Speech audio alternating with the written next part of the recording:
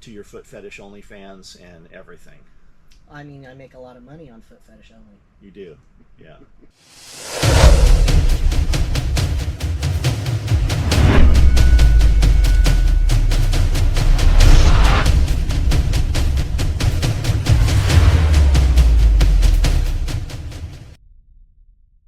All right, this is week 4 of the question and answer section for our private group.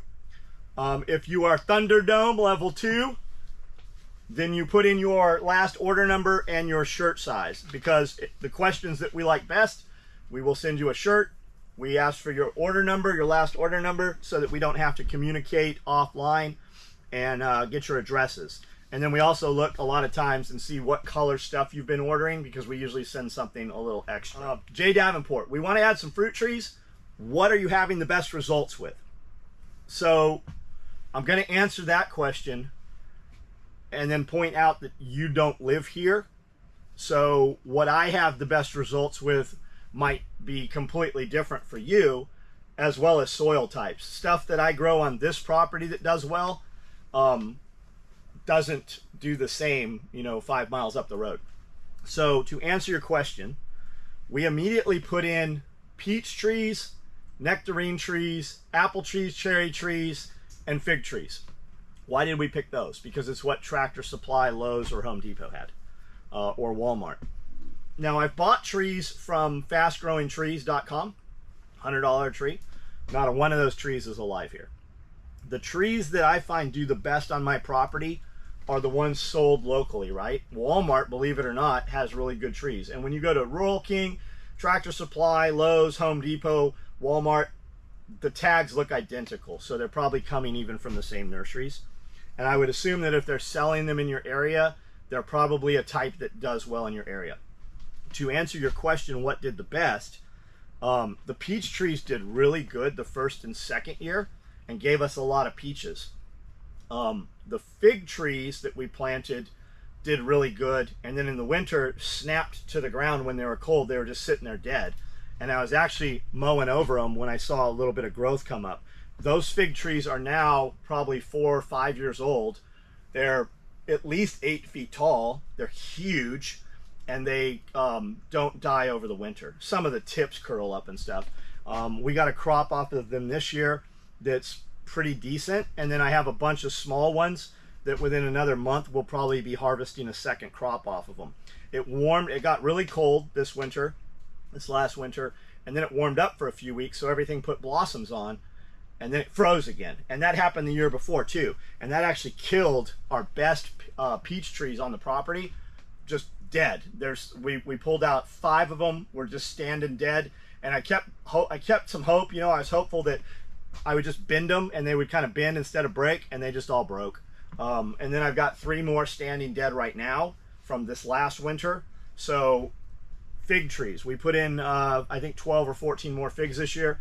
Even the new fig trees, I was going to go around and pull all the fruit off so it would put energy into growing instead of producing fruit, and I didn't do that, and we actually ate some figs off of those new trees yesterday. And those are Chicago figs, whereas the ones I had are turkey figs. The Chicago fig I put in, we put in Chicago's because they're more cold hardy, and it's a bigger fruit. It's almost the size of a golf ball. And with the growing zones changing, and it looks like there's a lot to the Maunder minimum, and if that actually happens, it seems to be a 423-year cycle. So we're right at the tip of that actually happening. It would shift our growing zones 1 if 2 zones to the colder. So I wanted some plants that would definitely do a little more cold hardy, and that's why we went with those. Fortress Canine, of your great network, outside of employees and those directly connected to the compound, is there anyone you wish you could meet and connect with? And who was the connection you made that was the most exciting at the time? Shit, I don't know the answer to that. I would like to meet David the Good from Survival Gardener. David the Good, the Survival Gardener. I'd like to meet that guy. I like his content. I would like to meet David Dubine from Adapt 2030. And really, that's just like, I have launched some messages to these guys, but just like us, we get so many messages, or they're just going to a different inbox or something, or somebody else is handling their social media. David Devine lives in East Tennessee here, so it's feasible that we could just go there, you know, just show up. Hey, surprise! I like the dudes that show up. I get these emails from guys, and they're like, I just saw one come across my notifications, and the dude's like, I lost 120 pounds.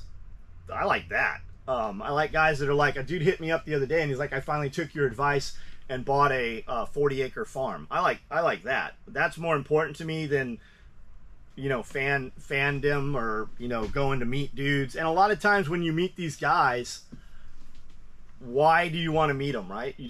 Because you want to shake their hand and say thank you. There's millions of people saying that, so I feel like I would just be kind of lost in the flood of all the people that do that. I want to meet guys because I want to be able to do something with them, right? I went and met Joel Salatin. We went to an event because he was there, and when I met Joel, I said, hey, you don't have a clue who I am, but we're going to do something together. I'm going to do something on a big enough level that you're going to know who I am. And I said, I don't know what that is. I don't have a clue. I just feel a calling, and I feel like something's missing in my life. And he said, I will be on the lookout. We're not locked on 100%, but we're in talks with Joel Salatin coming to our next event, not our October event, but the following event. And I know a lot of people who know Joel Salatin, and a lot of people who have done things with Joel Salatin. So we're very close to that. And the Self-Reliance Festival, which happens here on the compound, has grown to an event of the level that Joel would come out for that. So I guess that's my answer. Mark Sutcliffe, hello. With the increase in government agencies contacting citizens and the IRS being approved for 80,000 new gun-carrying employees, I often wonder what to do if I'm a subject of an investigation. You have a unique perspective with the issues at your old shop in California. Is there any advice you would give if we find the government is building a case against us or our company? I'm curious what your company does, and I don't need to know who the company is, but if you're concerned with this, and we used to joke about it, I'd be like, the phone lines are clicking and buzzing, they got the phone lines tapped, and come to find out they really did. They had 17 phone lines tapped. Talk to an attorney. Like, what would they be coming after you for? What do you do? And have that if this then that protocol in effect, right? If a federal search warrant was executed at your property, who do you call? When they executed the warrant, did they arrest you and take you into custody, right? If it's federal, you're going to go to a federal men's detention center, MCC, or men's correction center or something. If it's state, that's going to be a different animal, and that's going to be somewhere else. If it's federal, you're going to need a federal attorney. And if it's state, you're going to need a state or criminal attorney. They're different animals, and they're not the same person. So you need to know what they would be coming after you for. And if you actually think they're coming, sterilize your shit. Like, do you have anything that you shouldn't have? Fucking get rid of it. Like, just don't have it if that's the case, right? I watched a video last night where some ATF guys went to a dude's house that had these oil traps or whatever. I guess it's like an oil filter. They sell an adapter, goes on the gun, and they work as a silencer for I don't know how many rounds, who knows. But they're like, hey, we know you bought this thing. Can we have it? And he's like, do you have a warrant? No, we don't. And then they started making threats. Well, you won't turn it over. Okay, you're gonna be on the list. If we find you with it, we're definitely gonna prosecute you. And it should have been, hey, do you have a warrant? No, we don't. Okay, go away. But that dude, number one, should get a lawyer, find a lawyer, and that conversation probably shouldn't happen over the phone. You should book an appointment and have that conversation. I would operate under the assumption that everything you say near this thing is recorded, and they can get access to it, whether they can use it in court. But more and more, they do seem to be able to use it in court against you. So just have that lawyer, and it like that dude with that fucking solvent trap, right? If he has that thing when they left, I would think he should probably smash that motherfucker up with a hammer and bend it into some pieces and cut it up in pieces and then take and fucking get rid of it somewhere, dispose of it or something. Like, make it inoperable and then disappear it, right? Don't hide a piece on your prop. Like, just get rid of it. Because until it's put on the gun, I don't think it's illegal, right? Like having short barrel rifles in California. You could have an upper receiver. You just couldn't put it on the gun, right? Because it had to go on a specific registered lower, or at least that's how it used to be. So if we're having the conversation of what to do, go through your shit, right? What could they get you for? And get rid of that shit right now. Destroy that, make it go away, whatever, so that if they do come in, because that's what they do, right? They come in with a search warrant looking for ABC, but they will find XYZ. They'll dig through enough shit until they find something. So just operate, like if we have to have that conversation, operate as though it is factually going to happen. And then it just removes the pieces of their puzzle. I think that question might have been inspired because people are getting their rare breed triggers confiscated. It's a biometric trigger. Yes. Just don't have stupid shit. Like, what do you need that for anyways? Right, know? right. And that's what this dude was talking about on the video last night. He's like, some kind of trigger. He was talking about 2-stage triggers, 3-stage triggers, some kind of triggers. He's like, I made a video going out shooting, and I can shoot just as fast with just my finger as with one of these triggers. And then the other question is, how do they have this list of all the people who bought these triggers? And they're saying it came through Gunbroker or something. And I don't know if you're better off, because they're going around, hey, we know you bought this, give it to us, it's now illegal. I don't know what a lawyer would tell you. My gut is smash that motherfucker up with a hammer and dispose of it.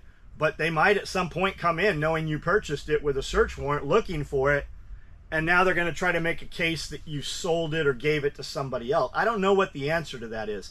I would really say get a fucking lawyer, because it does look like they're actually going to all of these people. There's a lot of videos popping up of this happening. And when you surrender this, if you think, hey, just give it to us and it's the end of this, maybe it is, maybe it's not.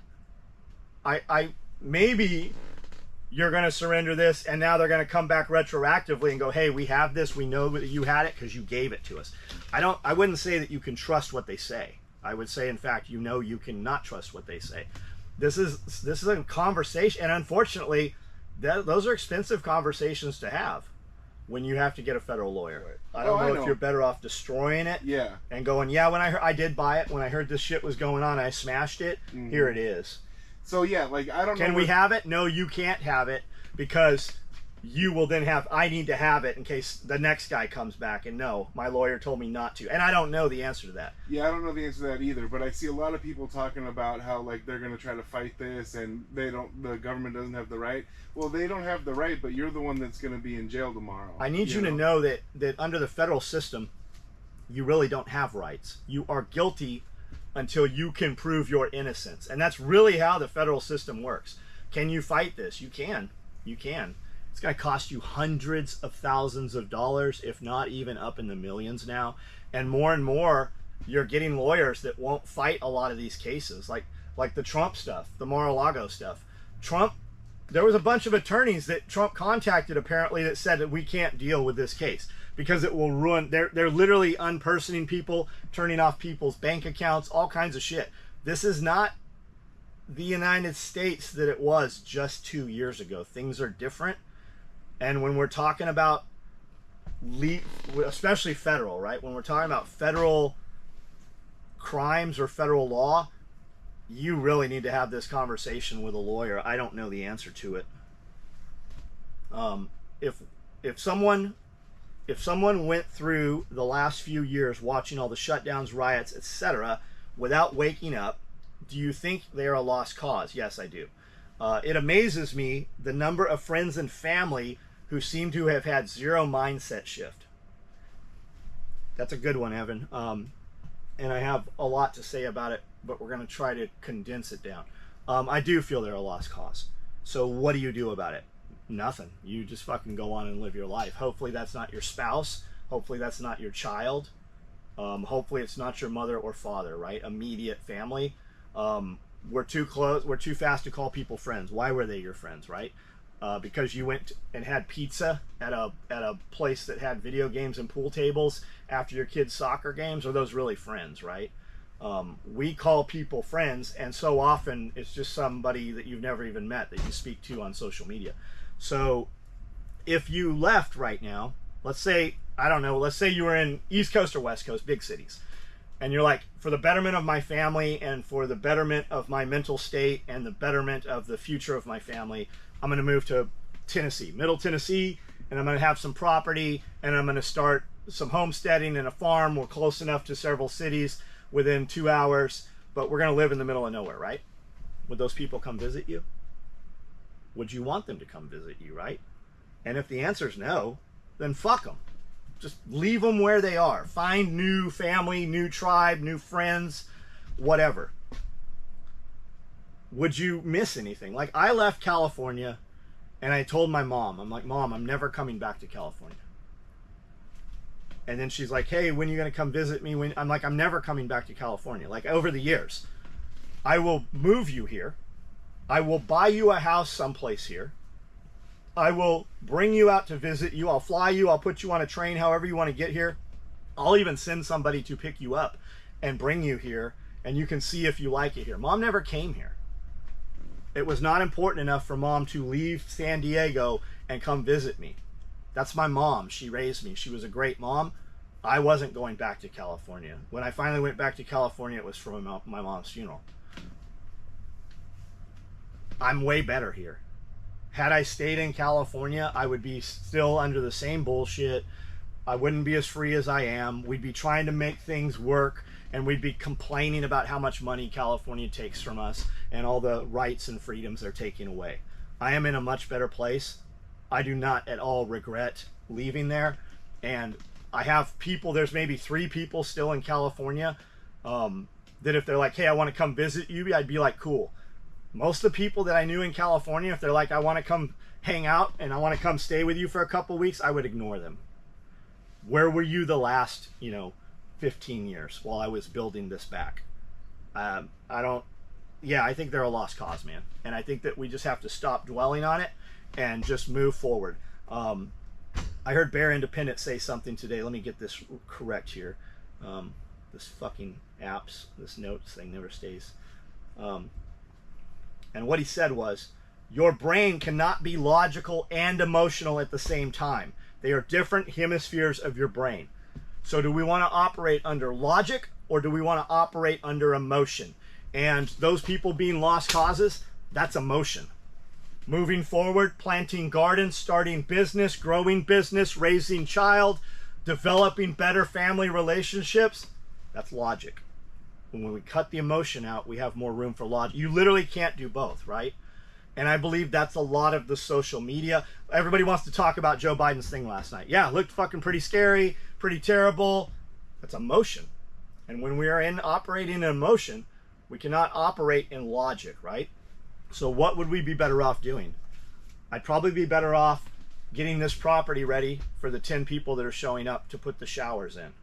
I would probably be better off dealing with orders that will ship out the door to my customers. I would probably be better off making these posts and communicating with you guys who I do see value in what you're doing, Evan. I'm very excited about your company. I'm really excited to see where that goes, and I want to watch you grow that, and I want to be a customer of yours, and I think that you have knowledge that I don't have that will make things better for me. So I'd say fuck those guys and let them go.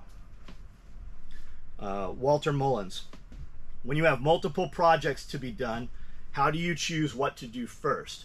By level of importance, quickness, completion, or what reason? I think a lot of people, you're going to operate in how much money it costs, right? What can you actually do? And be honest with yourself, right?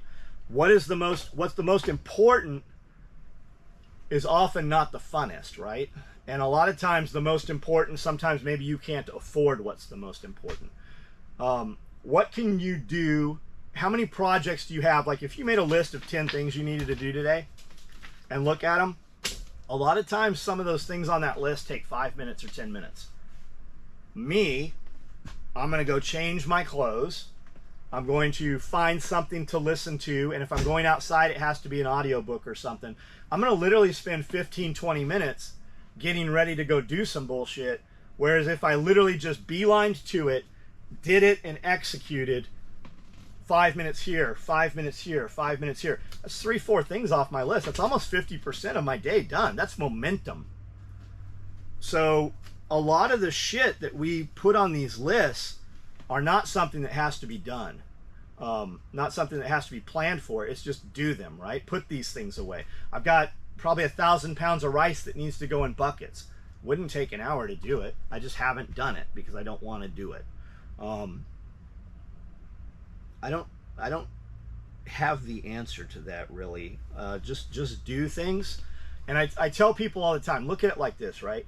We just had a dude come in here to pull weeds, right? He comes in here, he's like, I'm here to work for you. I'm like, cool. Inside work or outside work? I only want to do outside work. I'm like, okay. I have weeds everywhere around that's in gravel.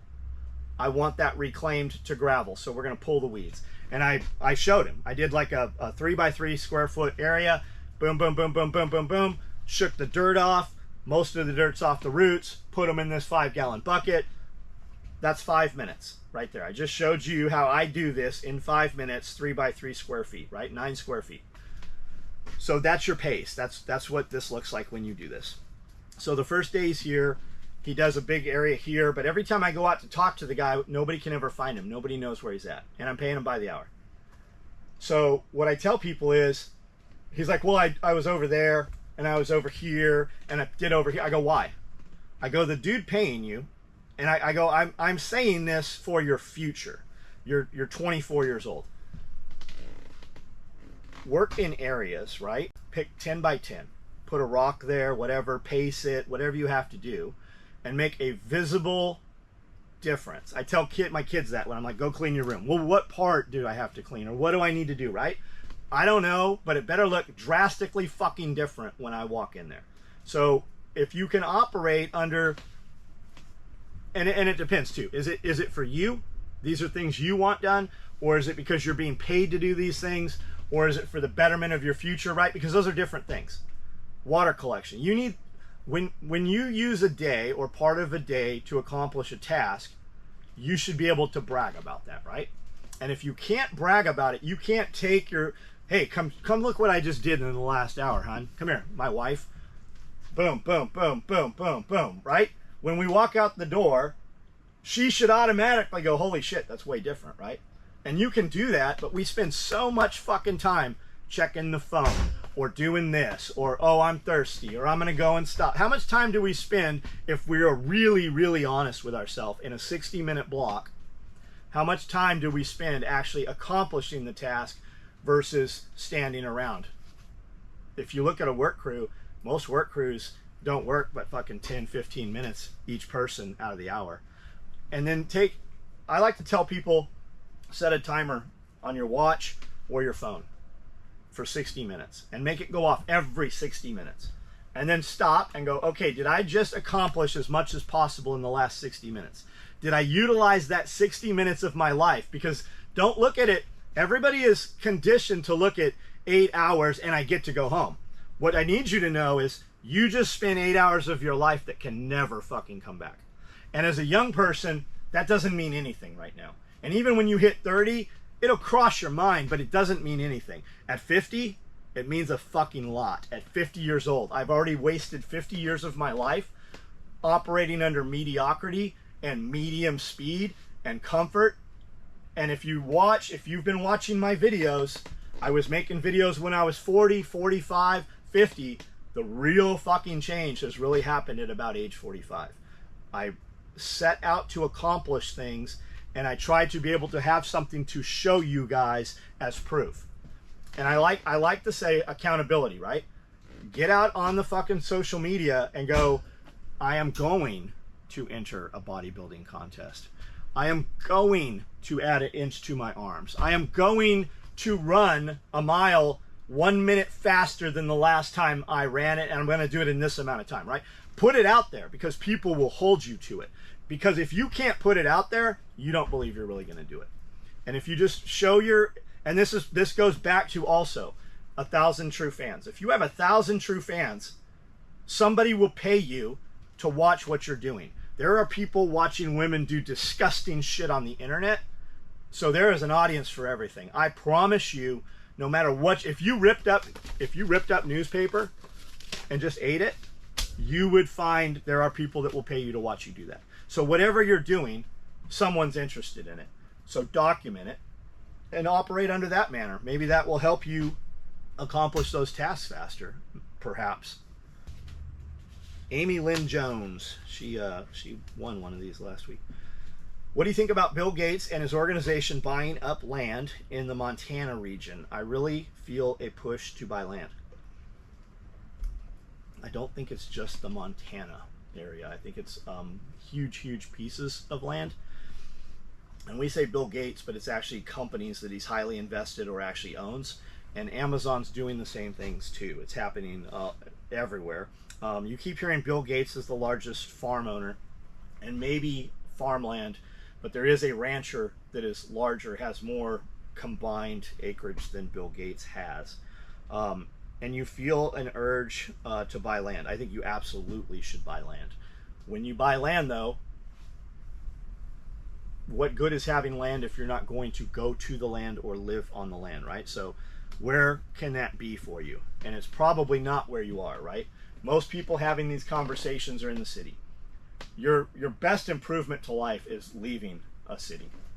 I mean, you can find all kinds of excuses and reasons not to leave the city, and if that's how you want to live, then you're always going to live as a partial slave. There's always those shiny chains attached to you, and there's always somebody milking you for your blood and your milk. And that's not as much the case away from the cities. So I believe that it is becoming extremely hard to buy land and property, and it is being set up right now that the future generations will not own land and property.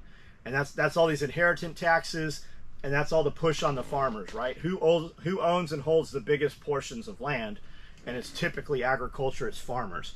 And as the farmer dies, they have made it so that that property cannot be inherited by the kids, and when it is, the taxes are such a high rate because farms aren't often profitable that they actually have to sell big parts of that property to pay the inheritance tax. That's by design, to break it up so that everybody owns less pieces of land, the people that do hold land. And you have these huge corporations that made trillions and trillions of dollars these last few years, and that's what they're doing. They're buying up land. That's exactly what's happening. I think that time's running out, maybe, but it's definitely, the price is going up, right? So if you can get something, get it. And if you can buy something with property that's available next to it, perhaps you can work a deal out once you're there, living there, with the other person to, lease to own or rent to own, or maybe you can work a deal out. So keep that in mind. Jay Davenport, John, what would you recommend for water storage? I like the idea of IBC totes, but lately I'm thinking larger underground cistern. I would say do both.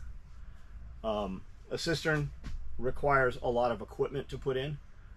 It is a much higher cost to put in. You can use preform, like road construction, culvert boxes. They can cap them. You can set them up to where you can drive tractors and semi-trucks over them, which is the type of cistern we'll be putting in.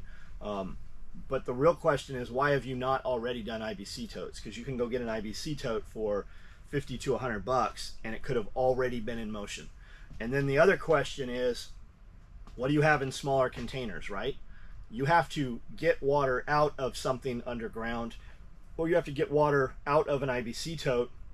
Whereas if you have 7-gallon like Self-Reliance water cubes, or you have military water cans that are 5 gallons, you can move those around immediately.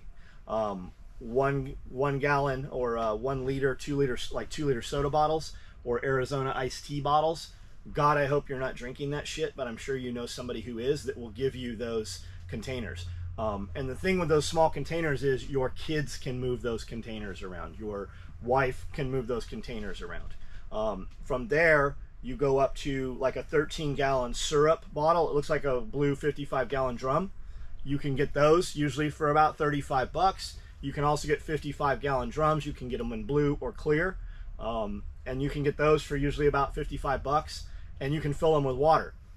Your kids can't move those 55-gallon drums, and even me, I can move them on a dolly, but it's difficult to move them on gravel around here. They're a lot easier to move on concrete. So do you have gravel? Are you on grass? Are you going across mud? When the time comes to actually move them, is it going to be saturated with rain, and is your dolly going to sink down, right? So smaller quantities are easier to move, and then also pre-staging them. Obviously this building is kind of it's a commercial building. Your wife's probably not going to want water cubes sitting in each of your bathrooms next to your toilet, but if time ever comes to flush those toilets, she's going to be really fucking glad that that water is sitting next to that toilet and you don't have to carry it upstairs. You filled it instead. You filled it upstairs. They make a little kind of like a cup thing that'll you can stretch out and put around your faucet upstairs, turn it on, and you can pipe it through a garden hose in and fill those things in place should you need to. So a lot of different answers there. But my reply back is, what do you have right now? Because right now, while the water runs and is coming out of your faucet, for the most part, it's free. Mississippi, there's some town in Mississippi, for the last 30 days has had a boil advisory warning, and there's several other towns, they're not able to get the chemicals to treat their water treatment, which they said during all the China bullshit. All of our water treatment chemicals come from China, and they're becoming very difficult to get. We're ordering, millions of pounds of this shit, and we're being sent 10,000 pounds. So water issues are on the horizon, and they are going to amplify. So what do you have right now that will handle the immediate, right? So I say think in threes, right? 3 minutes, 3 hours, 3 days, 3 weeks, 3 months, and then go out from there. So while the cistern, great idea. Anytime you are spending money to capture and contain volume of water, the bigger the volume, the less it costs per gallon to hold that volume of water. So while yes, you could put 1,000 5-gallon cans out and put 5 gallons in each of them, it will be way cheaper to put 5,000 gallons in one container if you break that down to per gallon. And containerstore.com, I think that's it. Tankdepot.com. They have tanks like we use. They have, they'll have your 15-gallon and your 5-gallon stuff, but they'll have 1,000, 2,000, 3,000, 5,000, 7,000 gallon tanks. We're adding several 4,000 gallon tanks to the corners of the building very soon. Cistern is something that we are discussing with Fat Nuts, our friend Fat Nuts, and we can bring in an excavator, trench it out, drop this box into place, and then you put the seal on the top, and then you set the concrete cap on top, and it has inspection ports, right? How do we get the water in there? Very easy. Gravity does that through the piping. How do you get the water out of there? I would like to have an inspection port big enough to put a person into should we ever need to pull that out by bucket if everything else fails, right? So great idea. What do you have right now, right? When you see this video, you could easily double, triple, quadruple what you've already done for very, very low cost, and you could do it the same day you're watching this video. So execute and then plan, bigger systems. Great Wolf Tactical. In regard to mastermind event, who would you wish to list? I'm not ready to say. We actually had some of this conversation today with somebody that was here. I want to bring in people much larger than us from outside of our industry, people with millions of viewers, and just kind of hear how they did, because everybody has some piece that we're not thinking, and it could be something completely different than what we already know and do. So I'm not prepared to put it out there, but there's some big ones, some monsters. Whether they will come and fuck with us, I don't know. I know people that know them directly. I don't know them directly, so we'll have to see. Most of these guys are to the point right now where they could just stop working and their money makes so much money, so they only do shit they like to do at this point. Aaron Kinder, do you track labor costs as part of your cost analysis? Given you actually sew pieces of gear, do you consider that a net loss in your labor rate is higher than other employees? I'm in finance and always wondered when I watch you sew. When you watch me sew, it's usually not designing new stuff.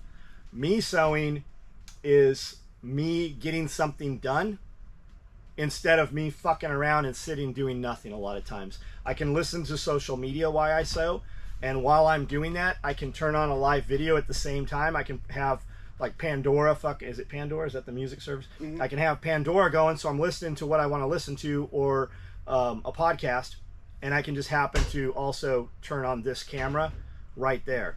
And me doing that, it's not so much about what I'm making. When you see me sewing stuff on there, it's usually just mindless, right? It's just the same stuff over and over, and it changes everything that happens the next day in my business. It's time that I would not have done anything with productive, and I can do something productive while doing the other thing I was going to do, also listen to the music or the podcast or whatever. And it's storming outside, it's too hot outside, I'm done outside, I've been outside long enough, I've already come in and took a shower, and I'm waiting for the live feed. What it is mostly about is showing you that at 1 in the morning when you see it, or 7 o'clock at night when you see it, or on a Saturday, it's that the owner of the company is here still working. That's what a lot of that is about. So while yes, my money could definitely be spent, my time could be spent someplace at a higher revenue cost, but it's time that I wouldn't be using for that anyways, for the most part. How late in the year do you keep planting veggies and stuff? I'm 3.5 hours south of you, and we always stop planting by mid-September. We're September right now, right? Yeah. Do you guys realize that 3/4 of this year is gone? Like, look around, look left, right, up, down. Do you see accomplishment, or do you see a bunch of shit you meant to do that you haven't done? You have literally 3/4 of this year of your life are gone and never coming back. What did you do with them? How late in the year? I don't really have an answer. I don't know. We plant, and we kind of like just fizzle out and get tired of it. I think a lot of people have these plans, but they don't ever test them or execute their plan. We grow a lot of shit. We could have grown a ton more shit had we moved and expanded our shade cloth, or have pulled the skin off of the greenhouse and put the shade cloth on the greenhouse, which we have a whole set of shade cloth for it. We could have grown a ton more stuff. If we would have gone outside and put water on things more frequently, we would have had a different crop for sure. As far as when do we stop, we kind of always do some sprouts or plant something, or we're putting something new in the floating rafts. I think the better question is, I think a lot of people are jumping into this right now out of fear and panic. So if you believe that you might actually have to utilize these crops, maybe you should test that theory, right? Potatoes, for instance. We're putting potatoes in still right now. Would I put them in halfway through September in 2 weeks? Yeah, if I fuck around and don't put them in the next couple days. Would I put them in 2-3 weeks? Yeah, I would. I have a greenhouse. I have a row house that has the skin on it, and the sun comes up in the morning. So, I mean, until we have a freeze, we're going to be 20, 30 degrees warmer in that thing anyways. And it's an extender, right? So we could grow a couple of months longer, and we could also start a couple of months earlier. So if you started your sprouting trays and stuff in there, then you could move them out and plant them. Or if you put your raised beds in there, then we can move our raised beds out. That's why we have so many of those raised bed carts. That's a double-edged sword, though. Mike from Easy Peasy Podcast, great dude, you should check out his podcast. He does raised bed gardens for like rich soccer moms, right? He'll come in, put your garden beds in, build them, plant them, and even maintain them for a cost for you. All you do is come out and pull tomatoes and cucumbers or whatever. But he said, I said, I like having all my stuff elevated. And he said, you can totally do that. The higher it is, the drier it is.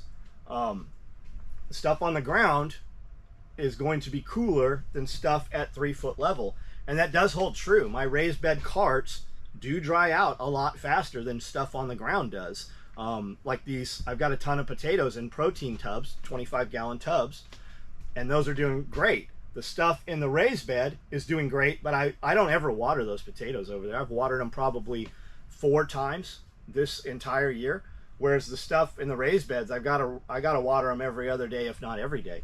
So it's a double-edged sword, right? So just be aware of that. But the reason I use those carts is because when we start, hey, we're gonna have a frost tonight or whatever, you can put a sheet over them and save that stuff a few times until the temperatures really drop and consistently stay lower. Then we're going to move them into the row house, and that stuff's just going to come back to life if we don't move it, in fact, a week or 2 before that actually happens. Listening to Andy Frisella Ed Milet from a suggestion in one of your videos. Any other podcast suggestions? Not along those same lines, but you should be listening to Jack Spirko at the Survival Podcast. Check him out. Nicole at Living Free in Tennessee, check her out. And the Permaculture Pimp cast with William Bond and Billy Bond, check that out. Now that's all, Jack's all over the place, and he has 3,000 plus episodes. So when you hit one and you're like, I don't give a shit about this Bitcoin stuff, go to another one. There's 3,000 there. Billy and Williams podcast, even if you're not into permaculture, very entertaining. Nicole does a lot of different things. She's kind of the kinder, gentler, more positive side of things. So find one that works for you. When I am needing to listen to something or wanting to have something in my ear, but I'm like, enough of the doom and gloom, enough of the fucking gardening stuff, enough, right? I listen to a podcast called Lore, and it's Aaron Mankey, and it's kind of the darker side of history. And he's a great storyteller. He will just be telling you something, and then he'll tie it together with something else. You're like, holy shit, I didn't see that coming. And it kind of like decompresses me. He's got some piano music, all original piano music, and you should check it out. He's got a couple Amazon TV shows. I think there's several hundred episodes of Lore, Lore. If you have no interest in what I just told you, you should download it anyways and just listen to one and see what you think. Corey Bear. To John and Amanda, what's the most inspiring... I'm going to wait and get her out here and get her for this one. Patrick Caswell. John, what is an acceptable amount of antibiotics to have on hand? I have a 1-year supply per person in my tribe. Not a doctor, not a nurse. I think a lot of people, I remember going to the doctor as a kid. Anytime you were sick, mom would take you to the doctor, or people who have kids, they would take them to the doctor, and never in my fucking life do I ever remember anybody coming home from the doctor where they weren't like, take these pills, right? I think that a lot of the problems that people have in society today is that they are fucked up and they have never had to build an immune system, because they're constantly given some shit to treat some symptoms. With that said, as a prepper, depending what you believe, right? Do you believe the power could go off? I believe the power could go off because it's happened in the past, right? Do we believe the government might shut our power off? It's seeming like that might happen sometime in our lifetimes, right? So when you shut off electricity, they say that 75% of the population will die within the first 6 months. In the first 24 hours, if you require a CPAP to sleep, a breathing machine, an oxygen machine, there's a lot of shit, right? If that shuts down, most people are not of the will to survive. They are of the will for comfort and complacency. So they won't even seek out and take the time to go find solar panels and a means to charge rechargeable batteries for these items. A lot of people will just die. And then your psych drugs on day 30 and your drug addicts, you'll see crazy shit happen. I think you should have as much antibiotics as you can get somebody to give you. I think that you should have fresh antibiotics. I think that we should keep the old ones. The Air Force did a huge study. The Air Force or the Army did an enormous study on antibiotics and their degradation rates. So at 1 year at expiration, 1 year beyond, 2 years, 3 years, 5 years, 10 years beyond, And a lot of it just loses potency. So 3 years after the fact, the dosage might be twice as great as what it is. Most of your pet antibiotics are from the same pharmacies as the antibiotics that you and I take. Fish mox, for instance, fish amoxicillin, PIN-VK, which is penicillin with potassium, right? I think that's PIN-VK. Stuff like that. Zithromax, zithromycin. You can get all of those things. There is a company called Chase Medical who is set up, super smart of them. They'll do a teleconference call with you, and they will send you a little blue plastic box with all of the common antibiotics for as many people as are in your group, your crew, your church, whatever. Walmart Pet RX, Walmart Pet RX, I think that's it. From walmart.com, you can buy vet meds, you can buy fish, and you can get all of these for birds and fish, and it's the same shit. I buy them about every 6 months. I buy about $500 worth of this shit. Sometimes we've busted them open and used them. We've used them on ourselves. We've used them for other people. They work. It's the exact same stuff. Dr. Bones and Nurse Amy, Alton's Antibiotics. It's a book. We sell it on our website. If you don't want to buy it from us, you can get it on Amazon. You can go right to Dr. Bones and Nurse Amy. I think that's, if you search that, you'll find their website. And you can buy this book, and it gives you the dosages. And once it's expired, what are the dosages? And I have these symptoms. What you used to be able to look this up on the internet, and they've made it very, very hard to find now. They do not want you to be able to take care of yourself. They want you to have to use the system. The doctors are really stuck with the insurance companies. It's an absolute fucking mess, and it's a complete scam. But the information is there if you can find it, and it is definitely in those books by Dr. Amy and Dr. Bones and Nurse Amy.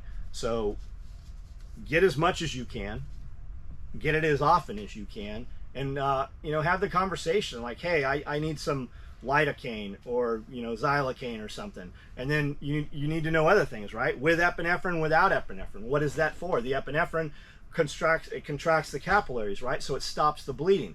But I'm standing here holding my finger. You don't ever use epinephrine on nose, toes, or anything that grows, right? Digits, because it restricts the blood flow, but it will also kill the blood flow. Like, it might not come back. So you don't ever use it on nose. You don't ever use it on fingers. But someplace else where you're having bleeding, that's where you need to know those things, right? Just because you have them, what do you do with them? You can buy sutures. You can buy absorbable sutures and non-absorbable sutures. They might be calling them something else, right? Dissolving sutures.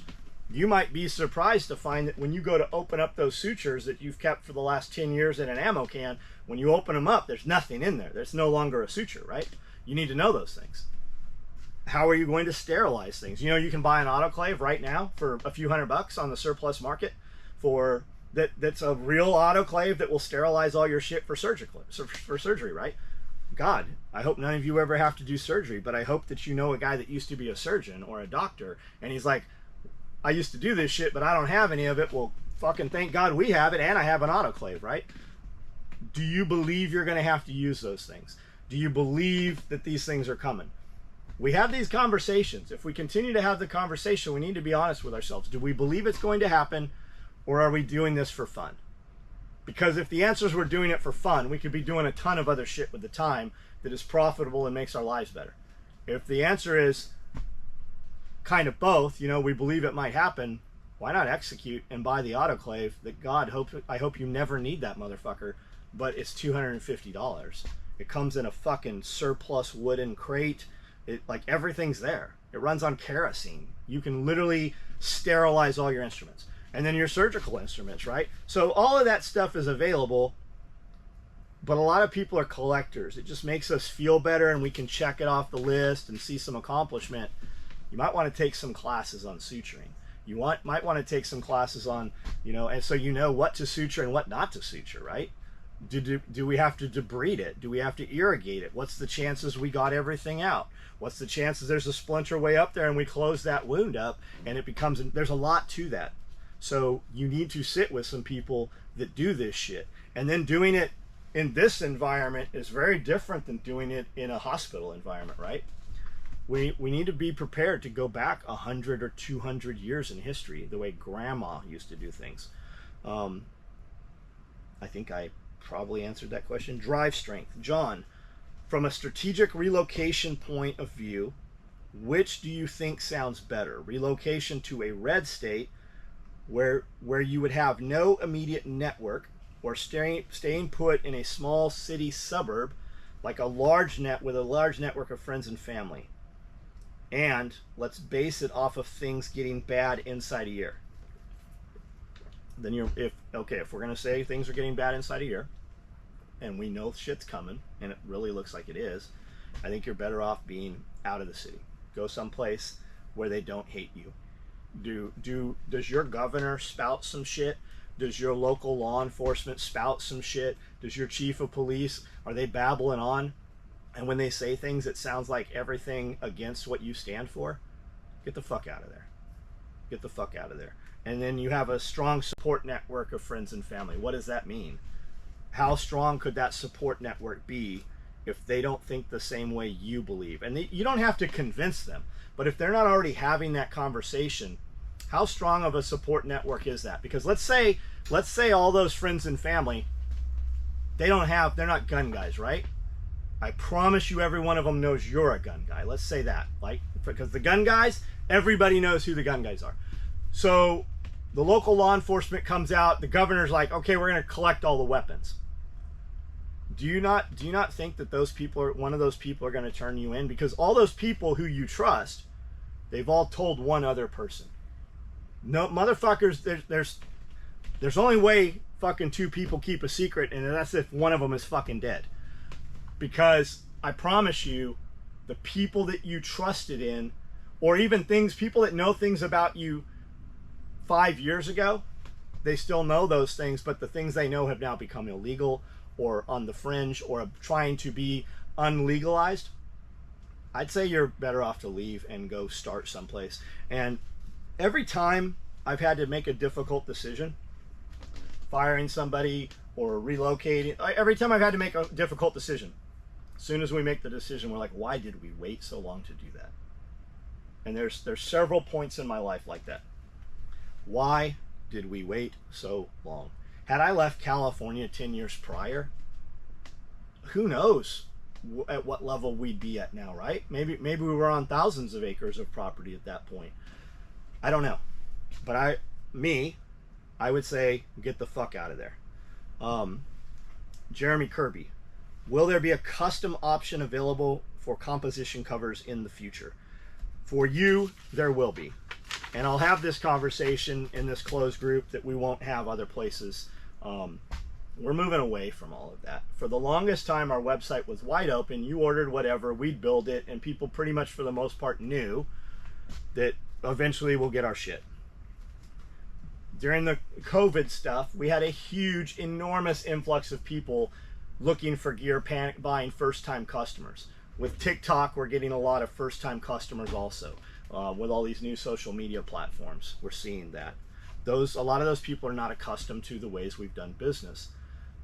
For the last 3 years, really, I have moved my business and done things in a manner that I could survive as comfortably and at the same level I have if I closed the entire sew shop down. If SOE no longer made any gear, and I could still employ some of my employees. Some of them, okay, today we're going to stop sewing. Sewing factories closed. We're no longer a sew shop.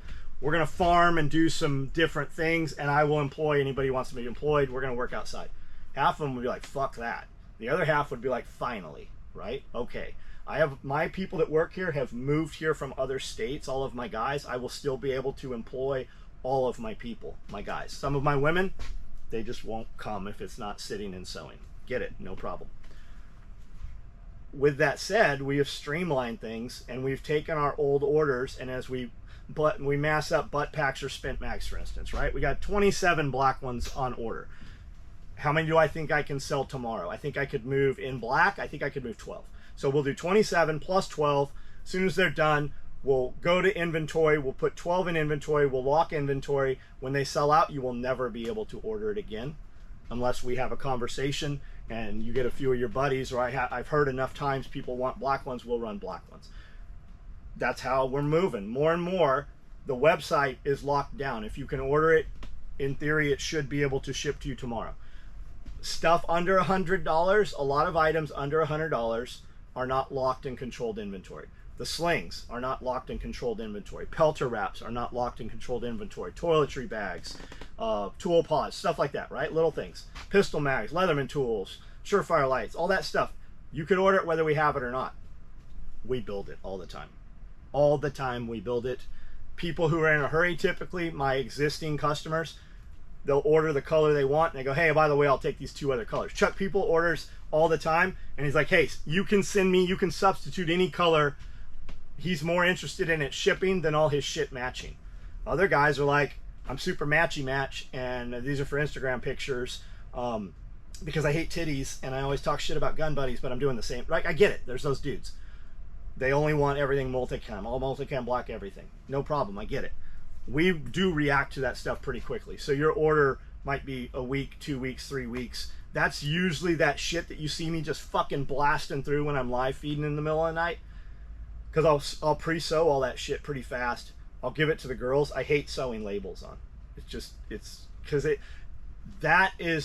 that's the cover picture for your video or whatever, that label, right? Our labels have to be perfect. And I like to just sew super fast in Tasmanian Devil. So I give it to them. They put the labels on, they put the faces, the front on the back of the pocket.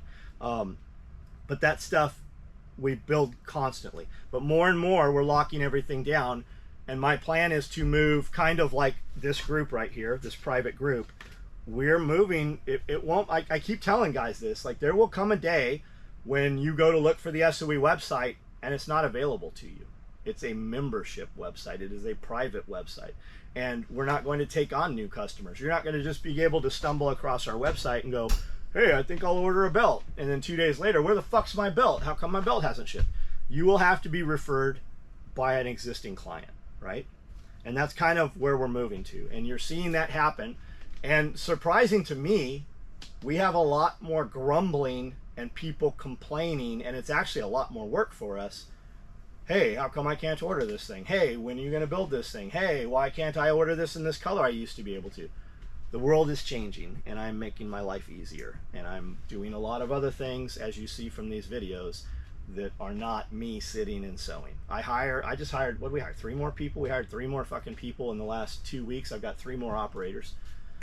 I've got empty machines. I've got a tech coming in to tune machines on Tuesday because we're bringing in a few more people in addition. I can't build enough of this shit. So that's what we're doing. But for Jeremy, message me what you want and we'll make that happen. I would tell you how to do it, but if I do, everybody else will do it. Jeremy Kirby, another one from Jeremy Kirby. Any way to get a comprehensive reading list of what you have listened to? Isn't that a trip? They say reading and instead listen to. I do it too. What we should be listening to and why, in book form or other platforms such as podcast. Who is John Galt? That's what I like to think of when I'm talking about how we're going to be. You're just going to go to my website one day and it's gone. Who is John Galt? You have to know that. I used to see those stickers. Who is John Galt, and also who is Rand Paul. Like I used to see that all the time.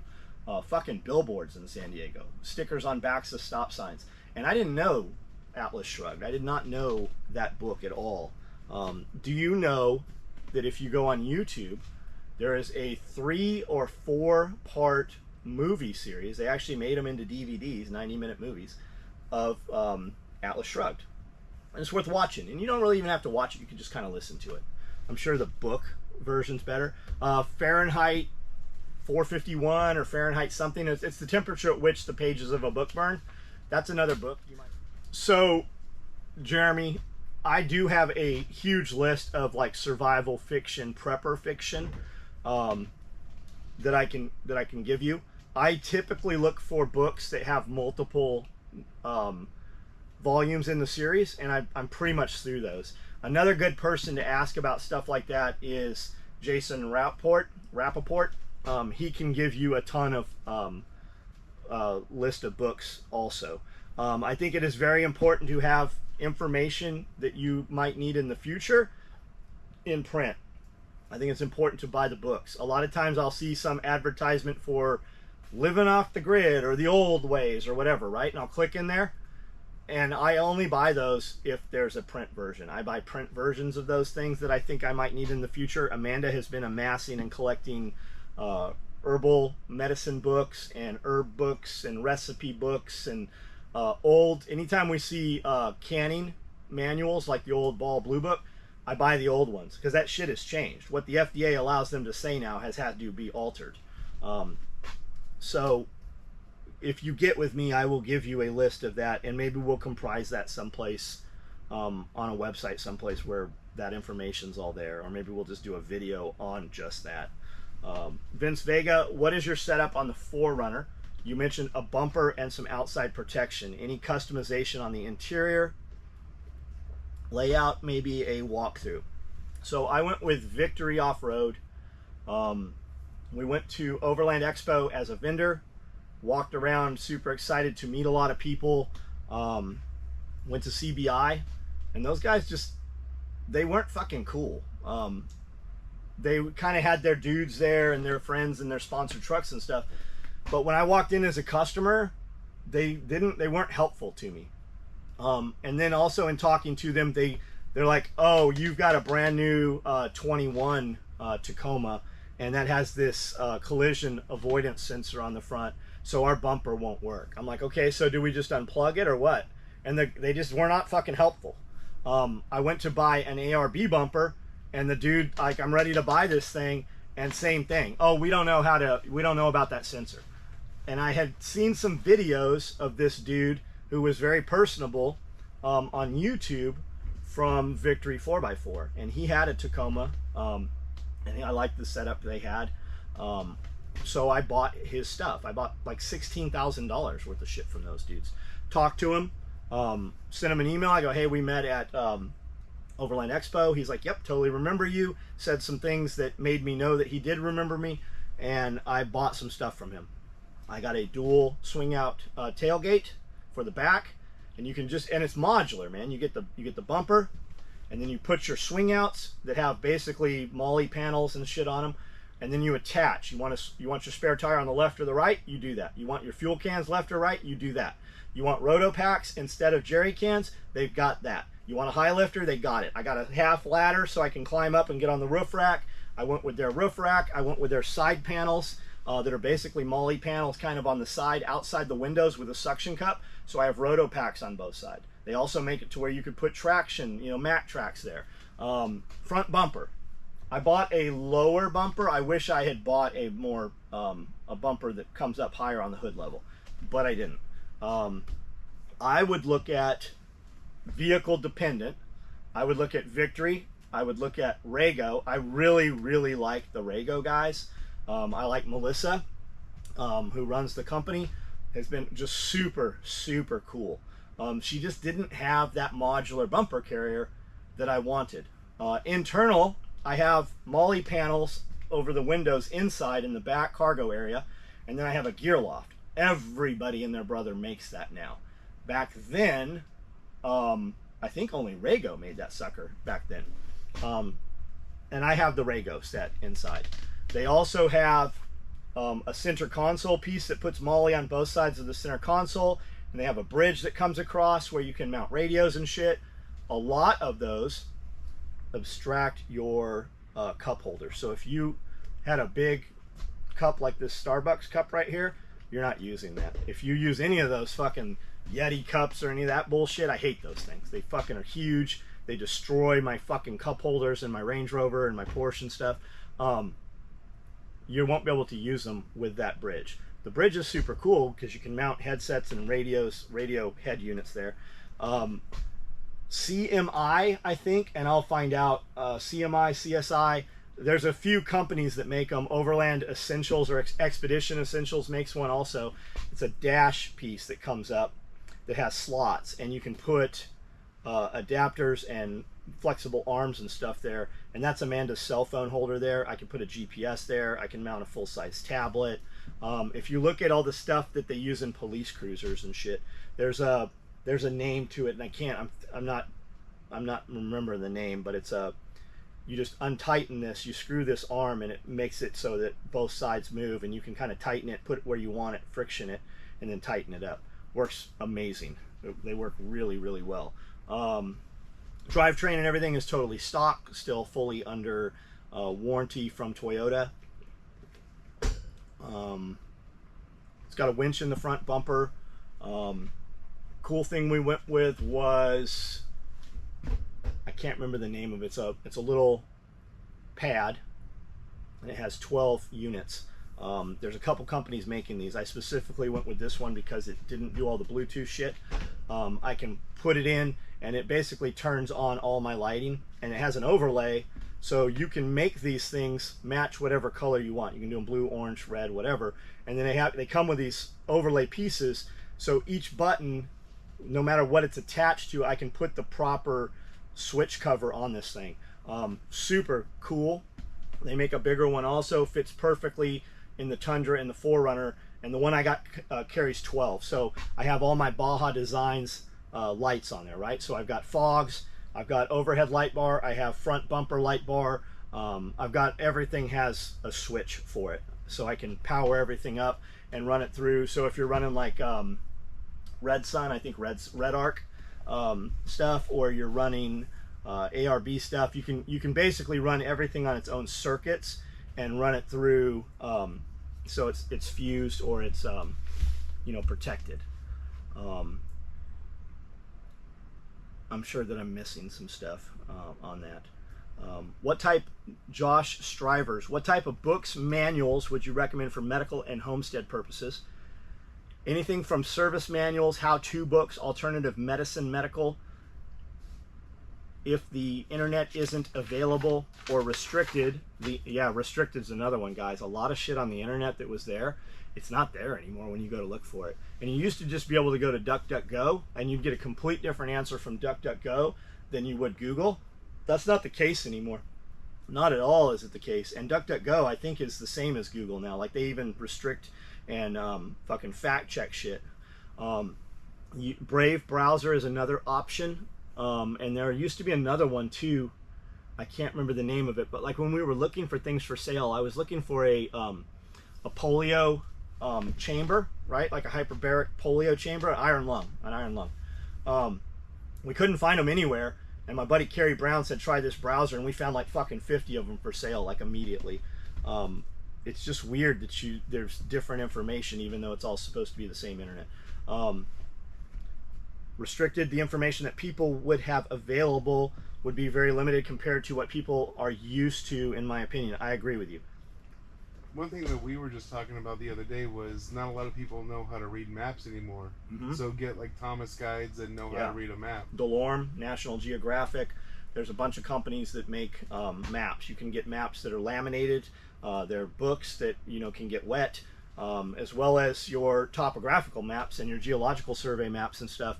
When you buy maps like at REI, they come on a type of material that you could totally put in the water and it won't destroy them. This question is very much along that other question somebody else had asked that I already answered.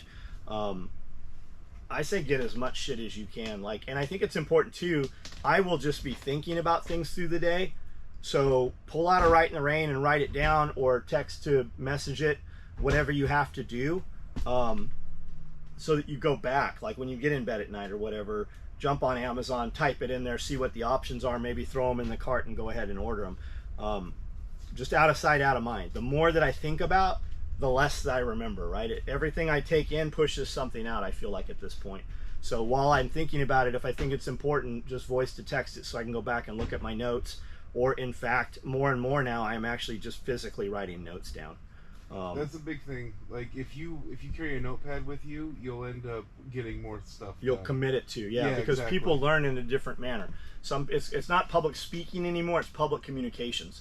Some people learn better by actually speaking it, some learn better by reading it, some learn better by hearing it, some don't retain it until they scribe it down. So you're right.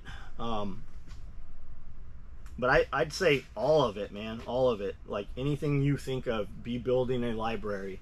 And then having those conversations with your people too. We're in so many of these prepper groups and stuff. Ask those questions. Just type that shit out and see. Like, out of 100, there'll be one really good piece of information that we had missed.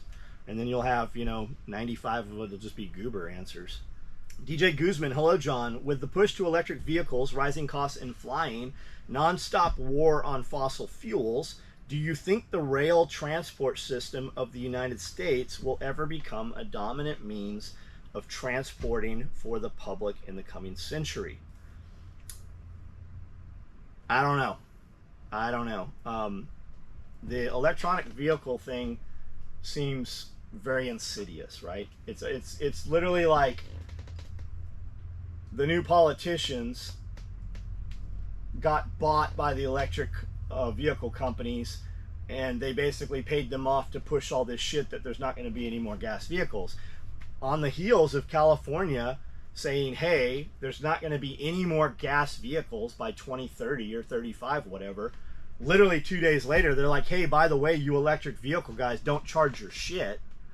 You might or might not know, it's all over social media right now. A lot of people came home and their thermostats are set at 88. They have these smart thermostats now, which when you rent houses, BlackRock buying all these houses, all the new BlackRock houses where you as a tenant, you are no longer a house owner or a property owner, all those have these smart controlled thermostats in them that you can't access.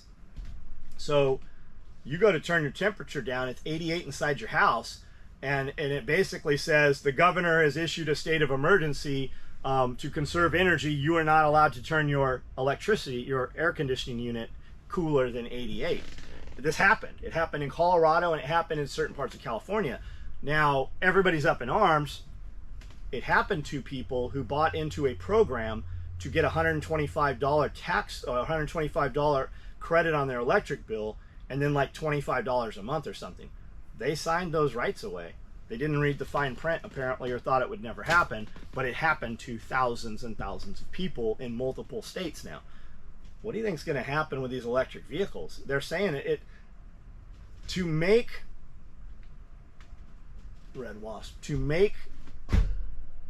the charge for the electric vehicle, it takes like 800 gallons of diesel or something insane. Like it's not a wash. Will railway come back? Yeah, if you had society collapse, let's say you had EMP happen. EMP happens. We have railway all over this place. We know how to build railway. There's old timers that can still, I know people that work for the rail company. I'd had that conversation. I'm like, could we go and get on this train and start it? Yes, we could. Now, EMP fries all that shit. How much is in there? I don't know the answer to that. But we know that we ran things with railway before we did with aircraft. Are we more apt to be able to get aircraft off the ground or to get railway to run? With that said, you just had Warren Buffett, while they're doing this oil pipeline shit, almost like he knew, he bought up all these train companies. Like, they bought tons of rail and privatized the rail so other cars can't go down it and they can control who's on their rail. They bought a lot of railways. Maybe they are planning for railway to come back. He was obviously planning to move all this natural gas. He knew they were going to close this pipeline down. He had somebody in the Biden administration, it seems, tell them, hey, we're going to shut this pipeline off. And they're moving all this, and they're like, well, it's dangerous, right? We have to shut this pipeline off. Well, when you look at how much natural gas or petroleum or any other kind of fuel has been spilled on the earth, there's been way more that comes out of rail car damage than out of the pipeline, I believe.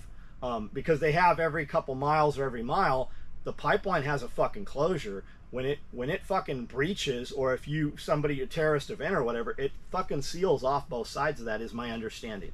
I like that you're thinking about this. I just don't. I mean, we're guessing. We're really guessing. With all this tyranny, what are all the grumpy dudes from the tail end of Vietnam, Desert Shield, Desert Storm? Where are surprised they haven't done anything? I'm with you. I'm very much with you on that. I am surprised also that we have gotten to the point we are right now, and there hasn't been things happening. And I am of the belief that until some things start happening to these people, nothing is going to change, and they're going to keep going with it, right? I am surprised we haven't seen Enemies Foreign and Domestic and Matt Bracken's books kind of play out, right? Because that's what it was. It was corrupt politicians putting terrible shit on people until some of those grumpy guys had enough and took action at long distance, right? I'm very surprised. And maybe this has happened, right? Maybe they are so scared that that would be the shot heard around the world, right? Because I think it would. If people started handling corruption on their own, if you really pulled some corrupt politicians and tarred and feathered them, right? Because they're always like, they're saying they're going to tar and feather us, like they never thought what they were doing was wrong, right? If that happened and one guy got away with it, you would have 2 happen the next week, and you'd have 6 happen the next week. Maybe it is happening, and they're not putting that out there because they don't want you to get any ideas of your own. Maybe they don't want you to think clearly about those things, and that's what all the fear and everything's about. That's why they come down on these guys so hard when they do. They make such an example out of somebody because they need you to be fearful in case you are thinking about acting. I asked that same question, man. I am curious myself. Where are they? John Hamilton, when do you think you will retire? I don't plan to retire. I am retired right now. This is my retirement. Like, what you guys need to realize is I have had everything. I have built everything multiple times. I have lost everything multiple times. I have been to federal prison. I have had all the terrible shit in my life fucking happen. I am retired. Like, when I was sitting in Lompoc prison, I had Mother Earth News and I had Backwoods Home Magazine, and I would write letters to all those vendors in the back and request catalogs. Most of them sent them to me. Nowadays, they won't let that shit in the prison, or those companies don't want to send their stuff into the prisons. While I was sitting in there looking at a real estate company that was selling land in Williams, Arizona, St. James, Arizona, Idaho, Wyoming, Montana, right? They send you photographs. Back in the day, it was photographs. Now it's just color copies, color printer. And they'd show you a lot of land, like this overhead view. And they'd show you some photos. 60 acres, $20,000. That was my plan. To go to high desert, 8,000 foot elevation where there's some ice and snow, capture water, put it in cisterns. And my plan was to build a 40 by 60 steel building and put a loft in half of it and put an apartment in there. It never dawned on me until about a year ago. I did exactly that. That's what I did with this building, except it's a 6,000 foot loft in a 10,000 square foot building on 10 acres. Now it's 10 acres instead of 60, but it's 10 acres in basically a rainforest, not high desert, right? We have water, we can grow things, we can build soil. You could do it a lot harder in the desert, but my retirement was 22 months in Lompoc, reading and planning and waiting to do things and execute, right? I already did 2 years of my retirement. It's not even on my radar, man. It's not even fucking on my radar. I wake up and I fucking hurt in the morning. Things don't fucking function the same. So what's my solution to that? Move. Fucking use the time while I can. And I believe that every hour I spend right now with movement, exercise, stretching, massage, and working on my body, that's possibly one more day of less pain at the end, right? So everything I do now adds on to the end, right? It's just preservation. And I never thought about that. 30-year-old me, when I turned 30, I'm like, man, it kind of hurts getting in and out of this big truck. At 30 years old, I didn't just jump up 4 feet onto the loading dock at the other building. I put some fiberglass steps there, right? Maybe 35, 30. So I feel things now, right? My leg fucking pops. I need surgery on my leg. I need surgery in both shoulders. I'm prolonging that. And I don't know, man. Fucking retirement, it's not even a conversation I'm having. Axis path. In the absence of wood chips and dead material, what do you think the best thing is to add to the earth for vegetable growth? Our garden this year was shit. Last year, all we grew was tomatoes. Year before, squash and pumpkins. It's been very random. So did you plant all the stuff, and those things you named off are just what did well those years? Is that what we're saying? I would say bring in rabbits, man. You're gonna put pellets in them, or grass. You can put them in cages on the grass also. But I would rather have them elevated off of sawhorses with 2x4s in cages, because what I'm telling you is get the rabbit shit. And you can just let the rabbit shit go into rows and scoop it out every few weeks or months. Or you can put trays underneath there. They have catch trays for the cages. Let them piss and shit in there, and then take that and just pile it up until you have a mass volume of it. Now, my rabbits, the poop is more valuable than the rabbit meat. We feed the rabbits to the dogs, but the more rabbits you can afford to or will take care of, the more manure it's going to make. And that is something you can use. Cardboard. You can throw cardboard down. It will rot down. But so much cardboard comes in here. Amazon boxes come in and it has paper tape on it, and the tape degrades.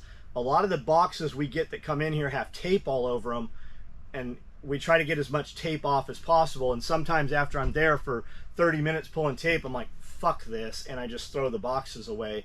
And it costs too much to have a dude.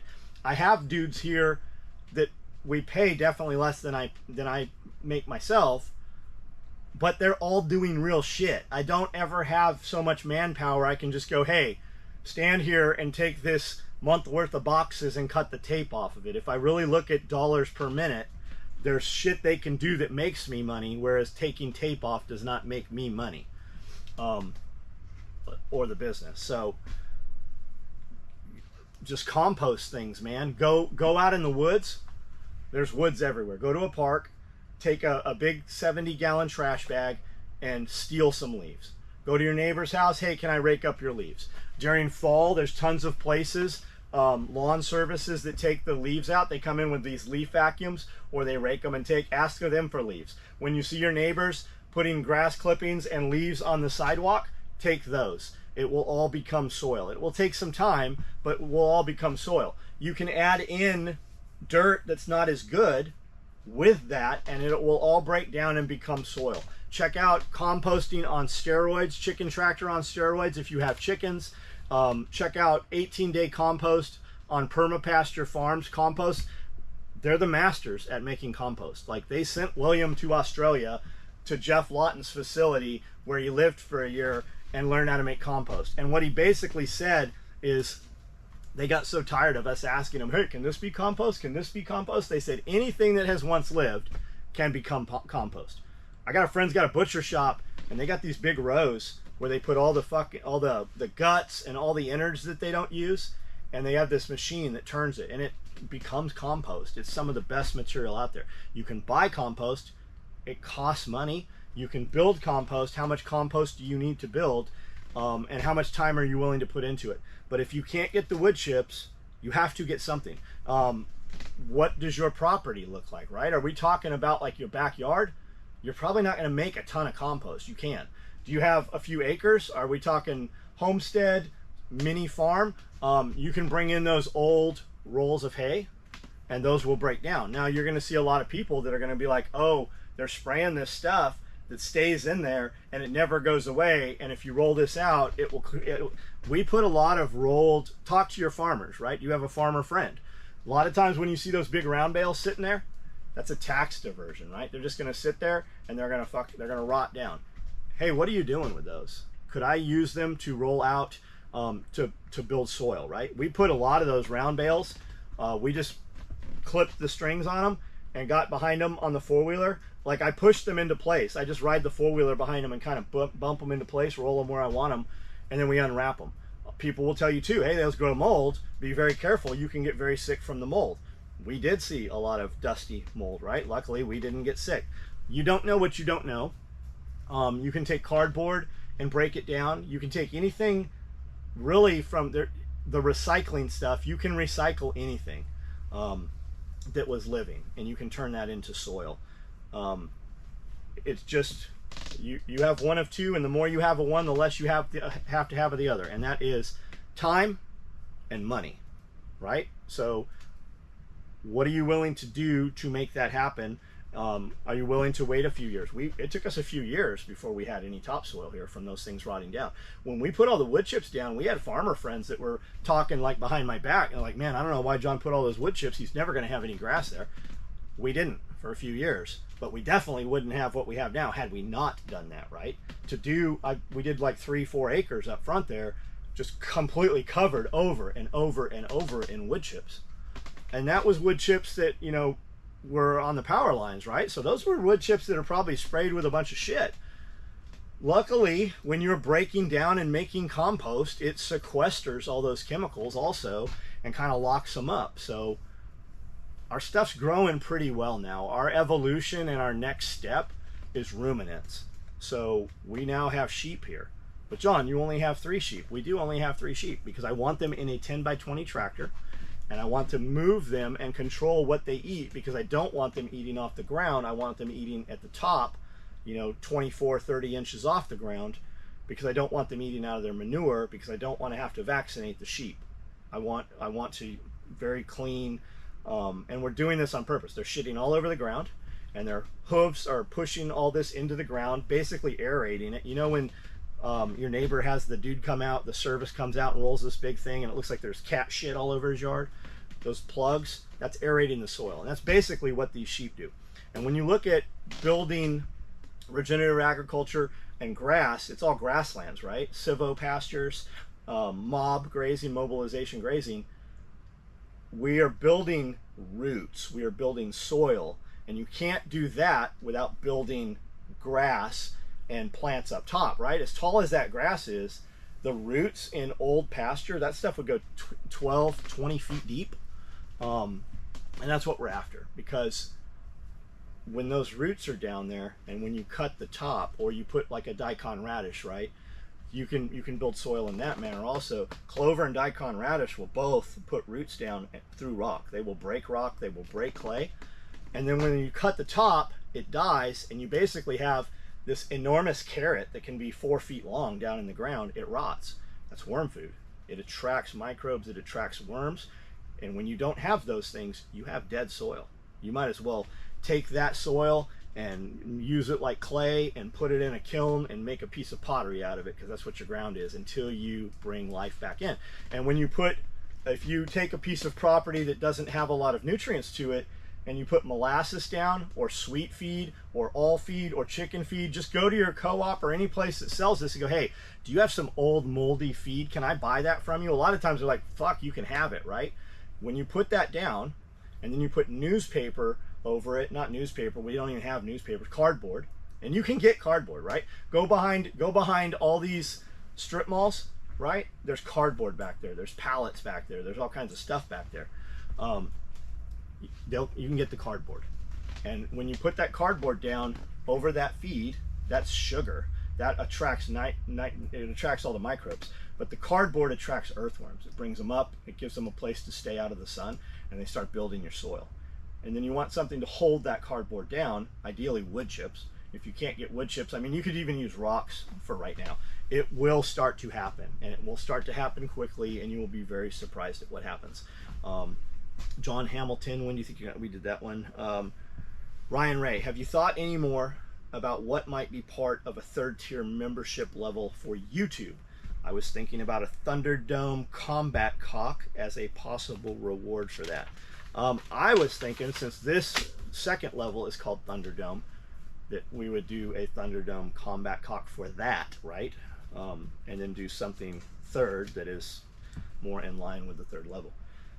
Also, what you need to realize too, the guys winning stuff, they're not winning like a combat cock. We're giving them a shirt in addition to other things, depending on what their order history looked like. So they're getting something I hope is applicable to them. I think everybody that has received things, and the last video I think we sent out 3 things, the video before that I think there was 5, the one before that there was a few. I think everybody will tell you that it is more. Well, I mean, just the shirt's $25. I mean, and it costs you $5 for the membership. Also, what was the name of the guy on Instagram that put together those custom watches you had done? I'm looking for something new. JP's Custom Wrist Shop, and he is great to deal with. and he has gotten so big that like you'll hit him up and he's like, hey, my books are closed for 6 months, but hit him up. And if you just start searching Seiko diver, you will find other dudes doing that. And I'd reached out to a few dudes and they seemed very difficult to do business with, and a lot of them were out of the United States. This dude's in New York. He's a professional photographer. He's really good at what he does, and you guys are lucky that he likes making watches. I don't think he's making a ton on them. They are very affordable, and there's like 18 options on those things. Like, you will get exactly what you want when you do business with JP's Wrist Shop. Have you thought more about what okay, that's all the same. Also, what was the name? Okay, we answered all those. HDC Crossbones. What are your plans for the sheep? I just told you the plans for the sheep right before this one.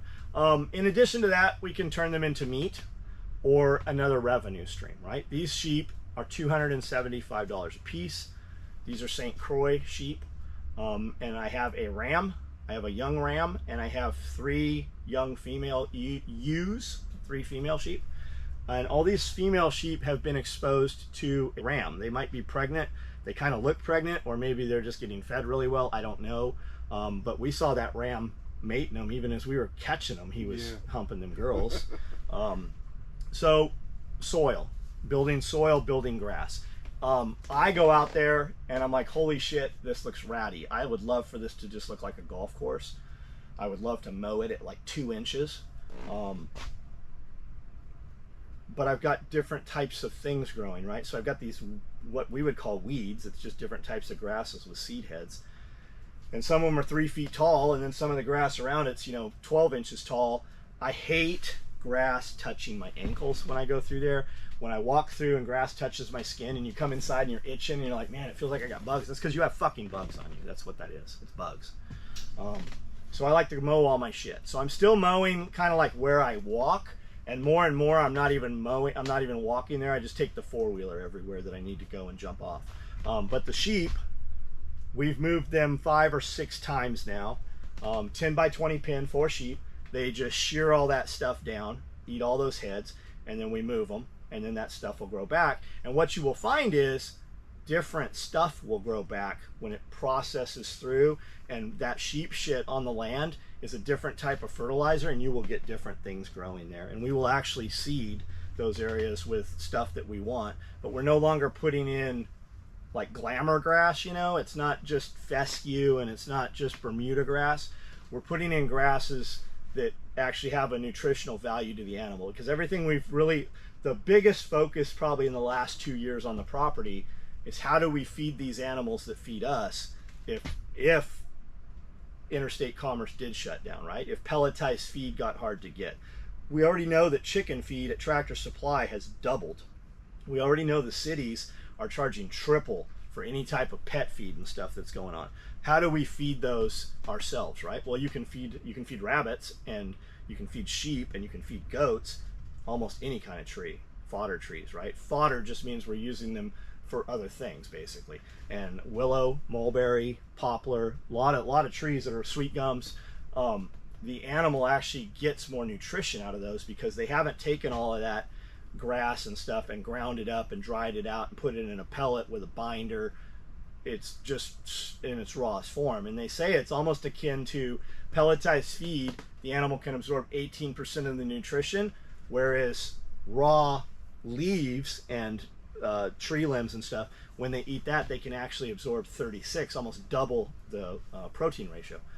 So that's been the big push, and we are using the sheep to build better grass, and then we've got rabbits out on the grass, so I don't have to feed them as many pellets. I feed them about half as much, and then the chickens run around in the grass and they eat the seed heads they want, and they eat all the bugs and stuff, and the bugs are attracted by the taller grass. So it's really become its own ecosystem out there.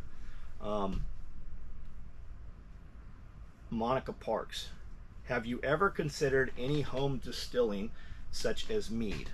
I have thought about it. I have never executed on it. Cody, there's a copper still sitting somewhere right in this building here. I saw it.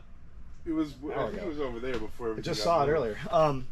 We got a friend, Jason, that makes a lot of fuel and moonshine stuff. Jack Spirko loves mead. For you guys that don't know, mead is basically wine or alcoholic beverage, but it's made from bees, honey. Made from honey. Also, what do you do with the leftover scraps of fabric each day?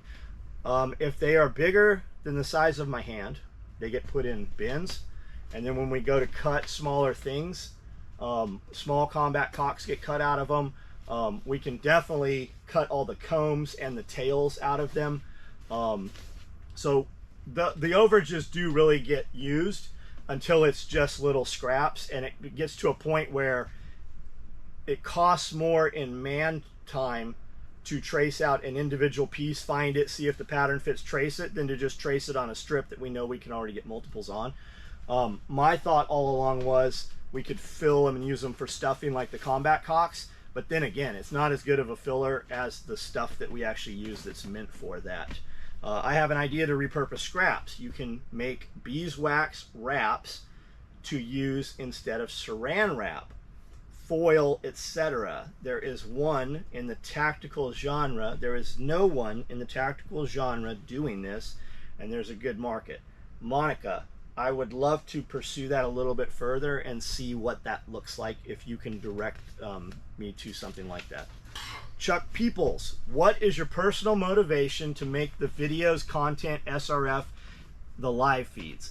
What makes you want to continue to spend the money and time on sharing all of this for everyone?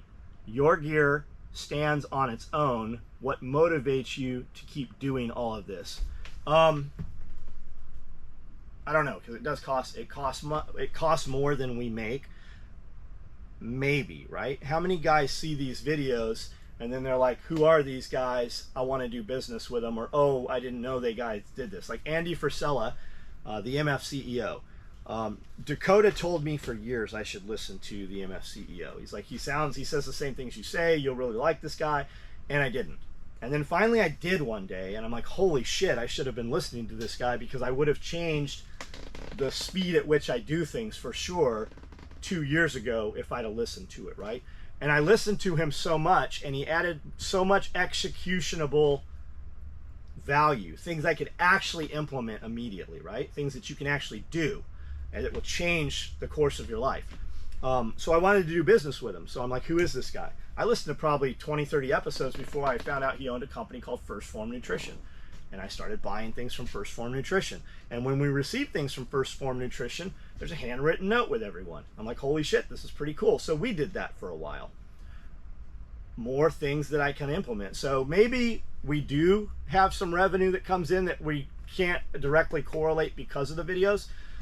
A lot of the guys I've had in working camera, doing video editing, those are guys that get close to me and they add other value than just this in my life. They make me better person. I'm excited to see them. They bring a level of energy that's just not present until those individuals are here. So sometimes, like in the past, we have stopped doing videos, and those are some of the guys that I miss the most in my life, and I feel like something's missing. So maybe there's part of that. And then the other part of it is we have dudes that are like, hey, I've lost 120 pounds. Hey, I heard you say that you're tired of making these videos because nobody comments. I want you to know that I listen to every one of them, and I just bought a farm. Hey, I finally listened to you and I scaled my business, and when I said, what should I buy? You said, don't buy anything, run your business for a year. Hey, I've run my business for a year. I just had my true six-figure year, right? I actually profited, or we just broke $10,000 in sales in a day, or we just broke $100,000 in a month, right? Those stories come in, and every one of those stories is like, I watch all of your content. So I think that's a big piece to it also, Chuck. My cheese wheel. The fuck kind of neat. You better have a cheese company. Having 20 acres and around 100 or so birds with one Great Pyrenees, I am still having issues with predators. The birds roam around 5 acres fenced with the dog.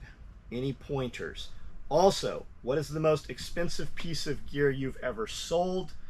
Thanks for all the videos. Medium to 3XL, doesn't matter. You must have a lot of kids. What is eating your animals, right? Are we talking aerial predators Are we talking ground predators? Are they disappearing during the day? You come home and there's some feathers, or are you coming out to feed them in the morning and some birds are just mangled, right? Are we talking an owl? Are we talking a hawk, an eagle? Are we talking possum, fox, raccoon, right? I know people say possums mangle chickens. I have never seen that. I have many times found possums with the chickens, literally asleep with the chickens. I found them in the nest boxes, you know, eating eggs. I've never seen one chew up a chicken. That doesn't mean it doesn't happen. And it definitely hasn't happened in the last few years. We have run 2 Great Pyrenees, and they are contained inside a 3-acre area. Let's just call it, let's say it's 3 acres, okay? Now, the way I kept my birds, and still do keep most of the birds, there's a perimeter fence. Let's just look at it as a rectangle, right? There's a perimeter fence. My birds, let's say they're in 20 by 50 foot cow panels, hog panels, combo panels, whatever you want to use. If your birds can get in and out of there, they will. So we will chicken wire around. This year I used some of that green plastic. It's much easier to put on. It is not as durable. Chicken wire will last literally almost forever. So the chickens are contained inside this area. When you start with young chickens and you keep them in a cage or a run or a coop and run, they don't know freedom. If you take a chicken who has experienced freedom and lock him in this, he will figure out how to get out. And if you truly can contain him, he will just look miserable. So you need to start with animals that have been contained. So I say that because the pens are in, there are multiple pens inside the fenced area. My dogs, though, can hit that perimeter fence all the way around. So my coops aren't backed up to the fence where the dogs have to have a dead end and a dead end. The coops are moved in 10, 15 feet. And we set all of those corridors wherever there's a tree or whatever. We make sure we can bring our biggest piece of equipment. What might I want to drive through there? 4-seat RZR is my biggest piece of equipment. It was. Where you can fit a 4-seat RZR, I cannot fit the track skid steer. So we bump that fence line. Next time we adjust that, we bump it in a couple feet. I want a few feet on the side, so keep that in mind when doing your fencing. But my dogs can patrol all the way around. Livestock guardian dogs, for the most part, are nocturnal. If you have a livestock guardian dog and that dog is completely excited to see you when you come out there, it's probably not a livestock guardian dog. If that dog comes in the house when it's cold and your wife's like, bring Fluffy in, that ain't a livestock guardian dog.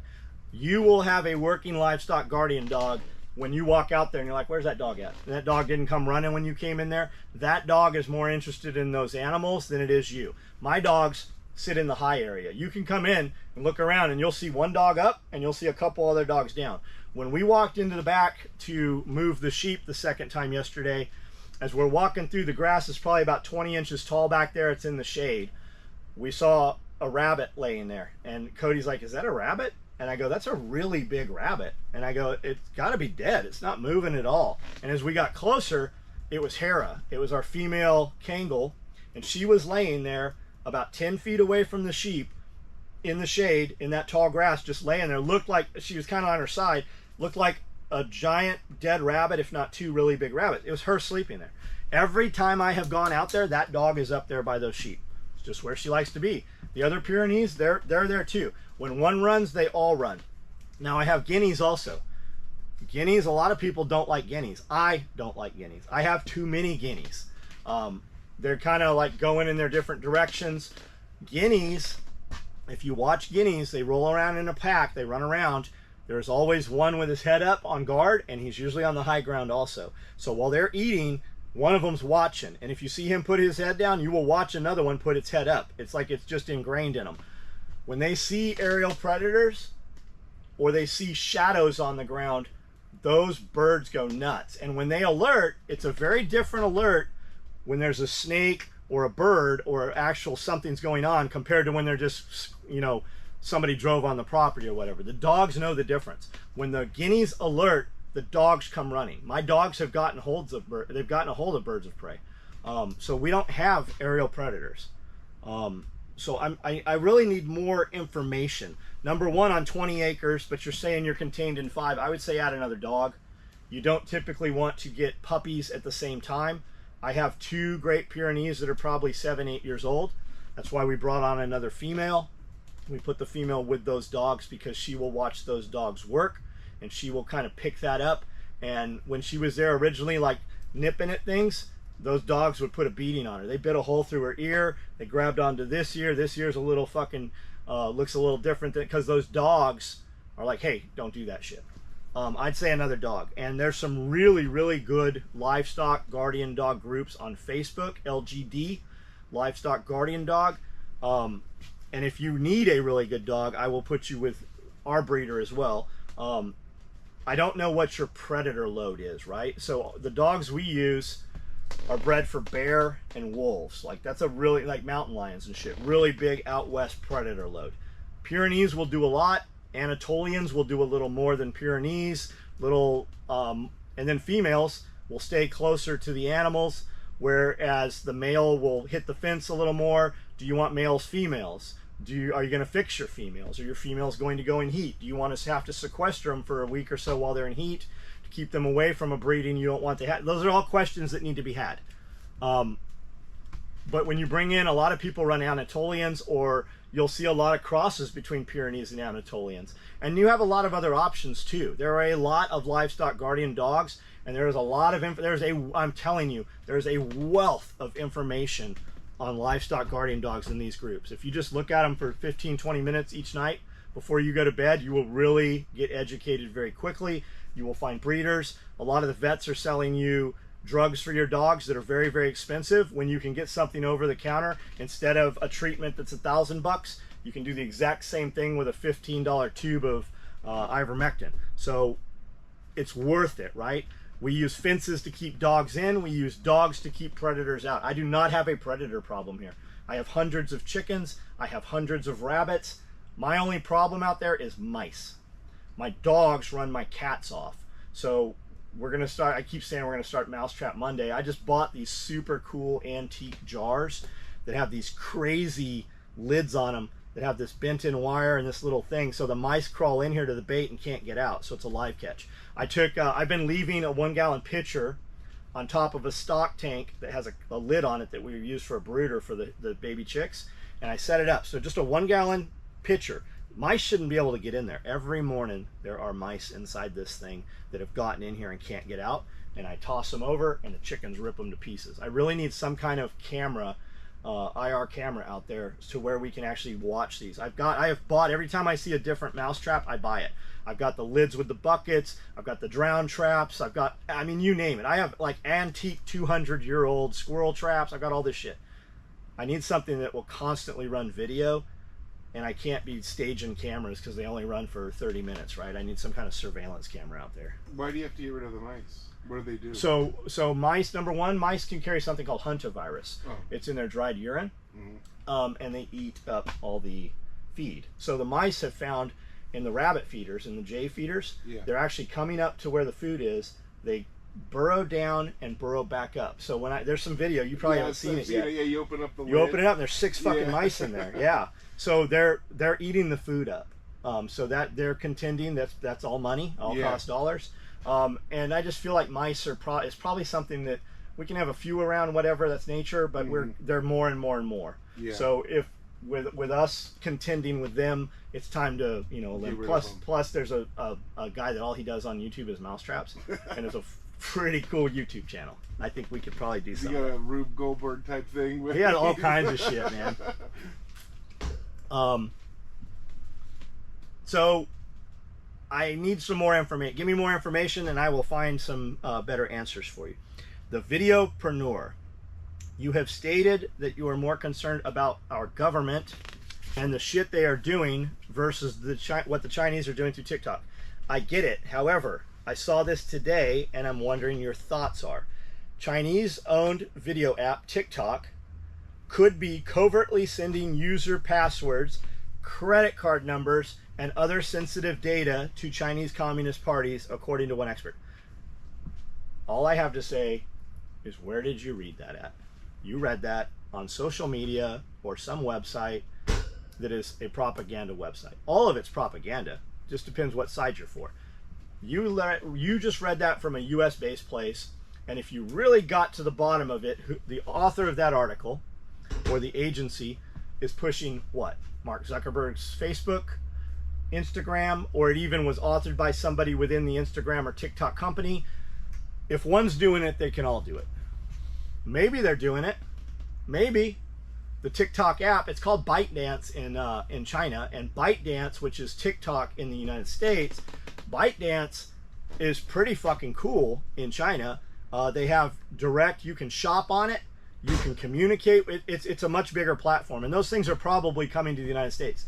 You keep hearing about this attack on China, or from China, you know, the TikTok thing.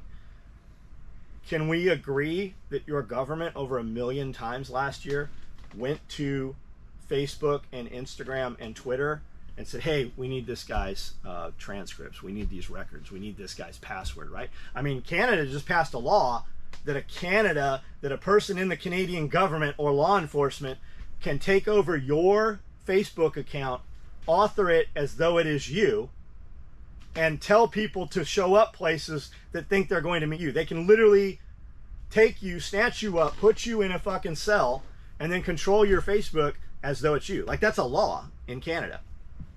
So if we're going to have this conversation, I would assume that you're probably also not on YouTube then, even though you did just write to me through YouTube.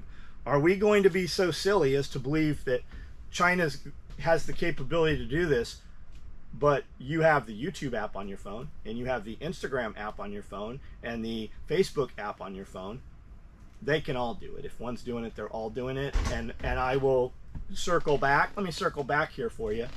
I'm more worried about somebody fucking coming and knocking on my door for some shit I said, or something that was put in there when they had control of my account, when they want me for ABC, but they can't find ABC, so they fabricate XYZ. I ain't worried about fucking China coming on my door. Not worried about it. Not at all. And if you're worried about your passwords, have you changed your passwords, right? Did you have any fraud? I have really good fraud protection on any place we've ever had fraud.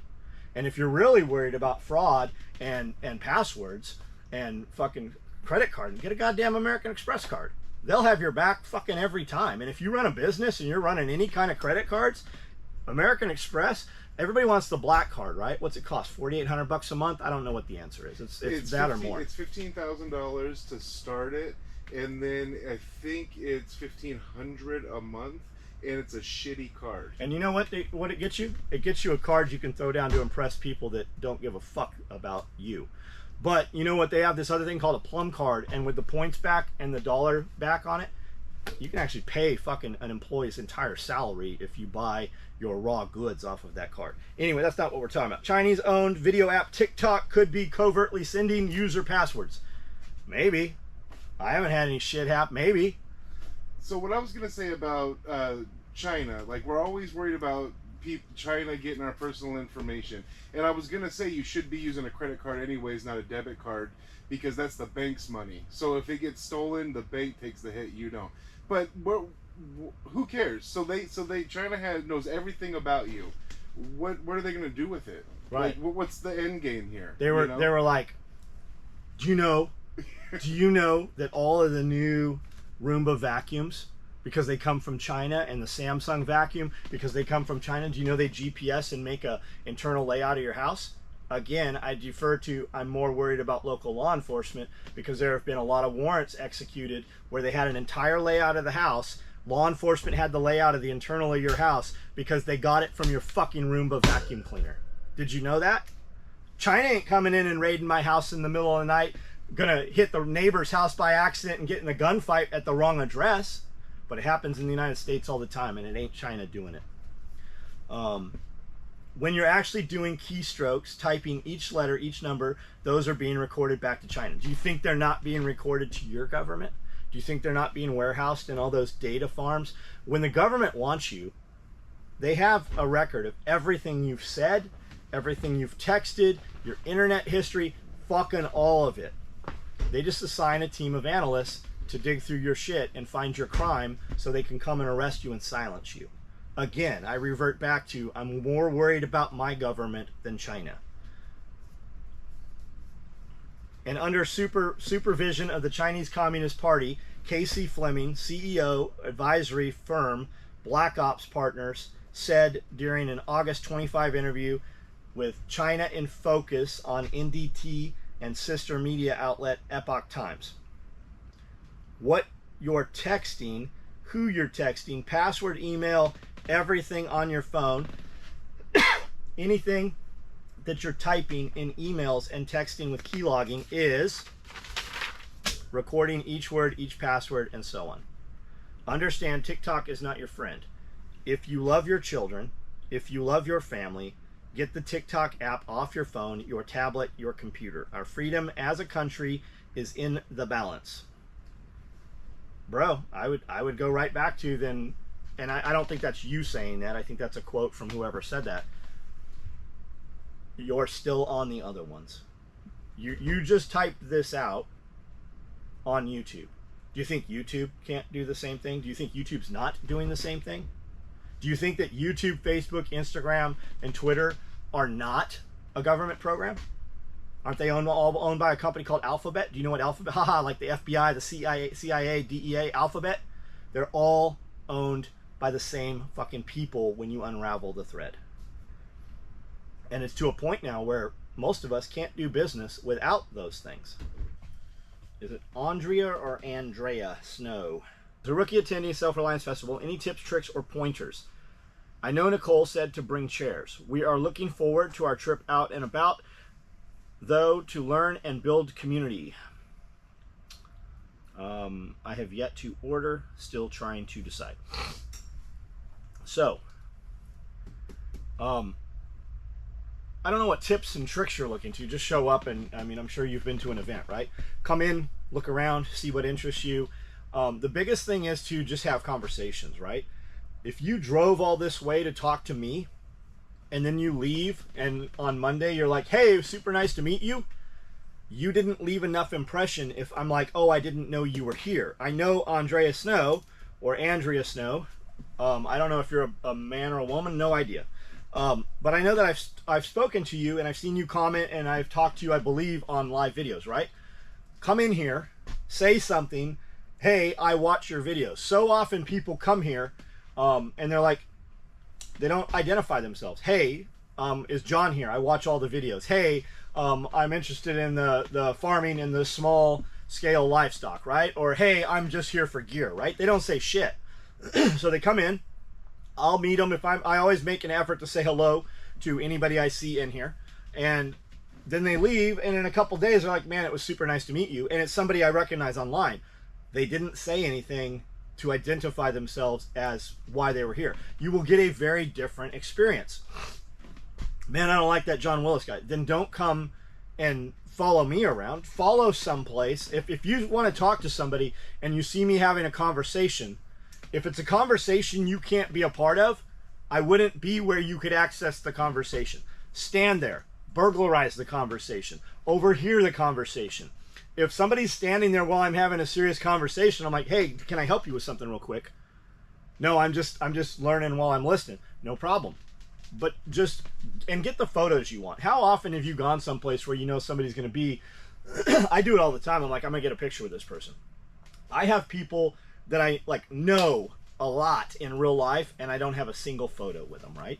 You want a picture? Make sure you get the picture, ask for the picture. You want to say something? Make sure what you came to say is said. You want to learn something? You have a question? Make sure that that happens. I guess that's what I'm telling you. That's your trick or your tip. Make sure you get what you want out of this. And if you haven't, ask somebody. Just ask questions. If I can't answer the question, I will show you the person that can answer the question, right? Have conversations, I think, is the biggest takeaway.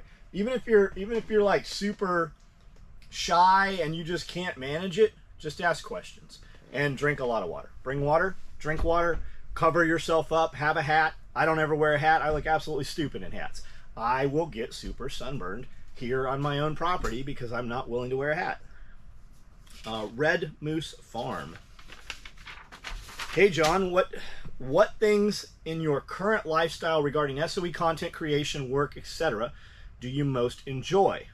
What things present the most challenges, difficulty, and what is your approach to overcome those challenges? I really appreciate the content and the constant reminder to get after it. I think that last sentence right there, Steve, I think that's it. the constant reminder for you guys to get out after it. I feel like I have to do things. There's a lot of mornings I don't want to get up. I'd rather stay in that comfortable bed, right? The most recent sleep is the sleep that I remember. If I wake up and I was having a dream, I want to go back to that dream, right? I get up in the morning to make the live feed videos to show you that I'm doing that, right? For people that say they can't, I don't have time. That's the biggest load of horse shit in the world. I don't have time. You have time. You just don't allocate the time. What you instead need to say, and I won't ever fault you for this, is, John, that shit you're telling me to do, it's just not important to me, man. I don't want to do that. The most important thing in my life is sitting on the couch and playing video games. I got a really cool couch. I've got a really cool TV. I got a surround system. That's what's important. I literally go to work so that I can afford to pay for this apartment, so I can afford to pay the electricity to have this. I won't fault you for that. But if you're coming into my world and my conversation and you ask me questions on how to do things and I answer you, then you immediately have an excuse as to why you can't, then I have a problem with that, right? I really enjoy running around with Amanda. She's down for anything, right? Hey, let's go to this asylum that's supposed to be the most haunted place. Hey, let's go to this dam. Sometimes it floods, and so people have been killed in here, but it's supposed to be super creepy and haunted. Let's go here, right? Down for anything. Down for whatever, any kind of weather, right? I like running around with Amanda. I like that I get to go do fun things, and I get to tell you guys, hey, this cell phone is fucking ruining your life. But when Amanda and I go places 2 hours away, I'm on the phone and the computer and doing what I tell you not to do, because I have an excuse, right? Because I'm showing it to you guys. A lot of the things I tell you not to do, I do. And like my friend Dana, also my lawyer, he's like, man, the social media platforms are destroying people's lives. I'm getting off of them. I'm like, man, I like making the money I make. I have to use the social. He goes, I totally get it, man. I totally get it. And he was off social media. And I didn't talk to Dana for shit for like a year because he wasn't on social media. I would think about him and I would send him a message, but it just didn't. It just sat there unread, right, for a year. Because I was so in Facebook and Facebook Messenger, right? I have his phone number in here. I've got his emails. That's how I communicated. Not what you asked. So the current lifestyle stuff, I just like running around with Amanda. I like showing you guys that I'm doing things, and I don't know if I like doing the things more than I like showing them to you, or I like showing you them more so I'm apt to do them, right? Everybody's like, man, you get so much stuff done. If you asked me what I thought, I would tell you I don't think I get a lot of shit done. I think I'm actually an underperformer and an underachiever, and I think that I'm very mediocre. I think that a lot of people are way underachieving from where I am, but there's a lot. I just ate a second lunch. That's why I'm all gacked up. I just had teriyaki, homemade 100% scratch teriyaki and rice.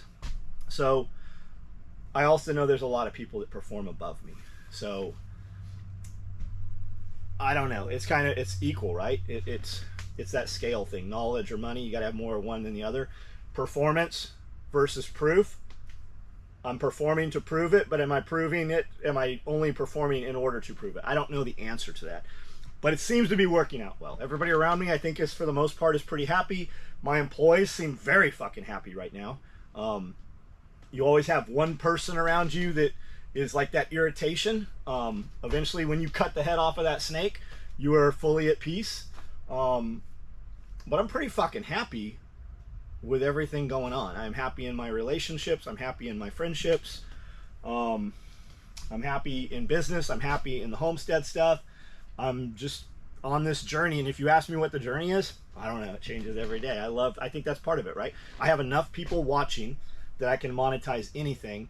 And here we are. Everybody knows me. You wouldn't know anything about me in the last 12 months if it wasn't for what I did the last 35 years. So, and here I am in a position where I could literally just stop SOE altogether. Just turn it into something completely different, right? I don't want to do that, but it's cool to be able to run in multiple directions, right? So I think I answered that. Yeah. Yeah.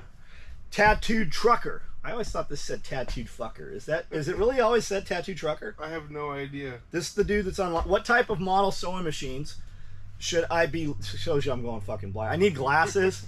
And we have a great friend, Dr. Shelton. Super cool dude.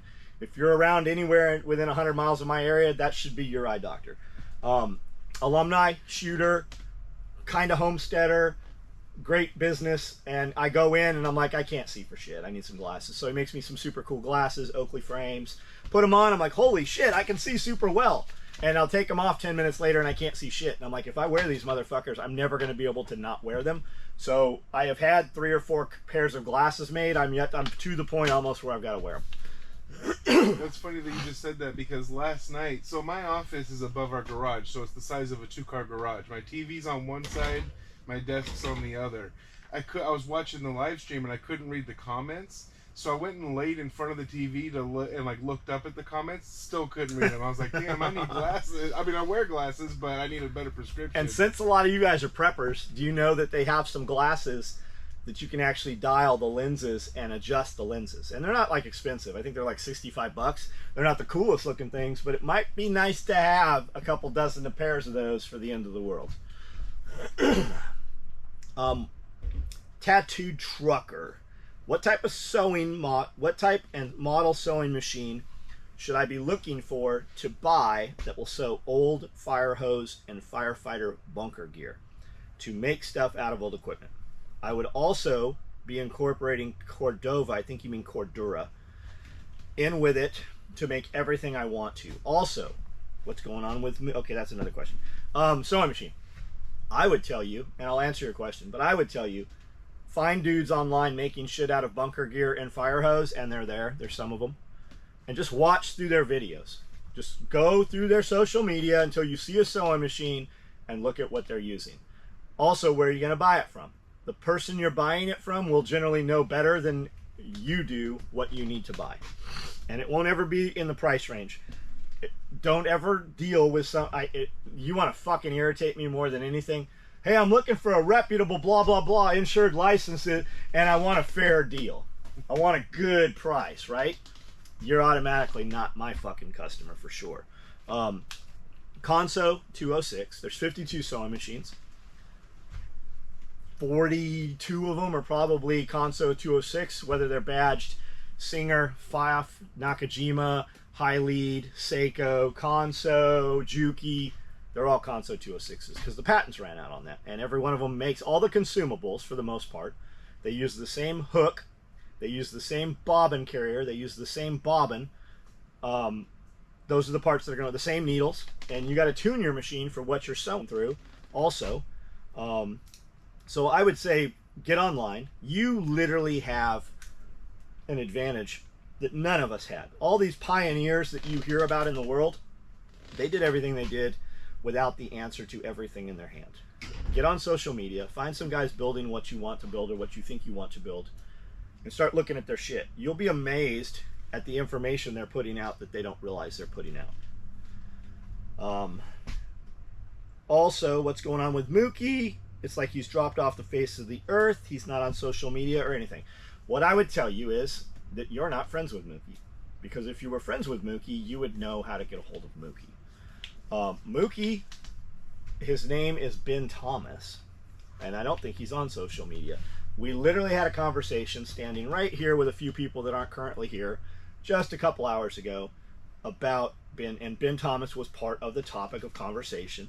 And I said, you know, I tell guys ask all the time about Ben, and our friend Dana, he said, Ben is busy being Ben Thomas, and he is no longer Mookie. He's raising his son. I'm sure that whatever Ben is doing is what Ben wants to do. A lot of people want to ask and stuff just because they're curious, right? They've seen that online persona. When you have an online persona, you have to be careful not to become that. And I think we've pretty much done a pretty good job. Like you see my daily life stuff, right? You don't see the boring stuff. You don't see the 45 minutes I'll sit on the toilet with the phone, right? I show you what I want you to see, but we do show you a lot. And for the most part, what you see, it's super, super rare where I'm like, hey, you got to cut that part out. It doesn't exist. We show you guys everything. You know Mookie. And Mookie doesn't exist anymore. Mookie is a man named Ben Thomas, and he's got a fucking wonderful kid, probably smarter than any of you watching are. The kid, Griffin, and Ben's busy doing Ben. If you know Ben, you will know how to find Ben. Ben is places. He's just not Mookie anymore. Hillbilly Psycho! Hillbilly, hillbilly, hillbilly! Which animal should I purchase first as a newbie homesteader? What do we want the animal for? I feel like we just had we've had this conversation like 10 times in the last week. Yeah, we get a lot of the same stuff. But in person, like people, and I love it because I'm polished, right? I have your answer. What do you want to do, right? I think chickens are wonderful because they're like little velociraptors, right? If you throw a mouse out there, they'll rip it in half. Chickens will eat all of your trash, including making messes that you don't want them to make if they have access to your trash. You can take all your table scraps and give them to a chicken, and a chicken will give you this awesome thing back, and it's called an egg. And a young female chicken, once she starts laying eggs, will give you almost an egg every day for a couple of years. I mean, in the winter it tapers off, daylight cycle it tapers off. When they molt, they kind of stop laying eggs for a little while. But they give you an egg, and that's something that you can utilize if you eat eggs. Or you can feed to your dogs, or you can bake into a cake or whatever. I think you put eggs in cake, don't you? Mm-hmm. So you get something without having to end that animal's life or butcher that animal. I'm really, really good at making meat. I'm not good at butchering. And it's not that I'm not good. I just don't like taking the time to do it. I'm going to get my hands... That's why I don't change my oil and work on dirty cars, right? I buy new cars, and I take them places. I have old, dirty cars, but I don't like getting grime on my hands. Even like when I'm gardening and I'm digging in the potting soil and shit, I'm always over dunking my hands in a bucket of water. I'm just a bitch like that.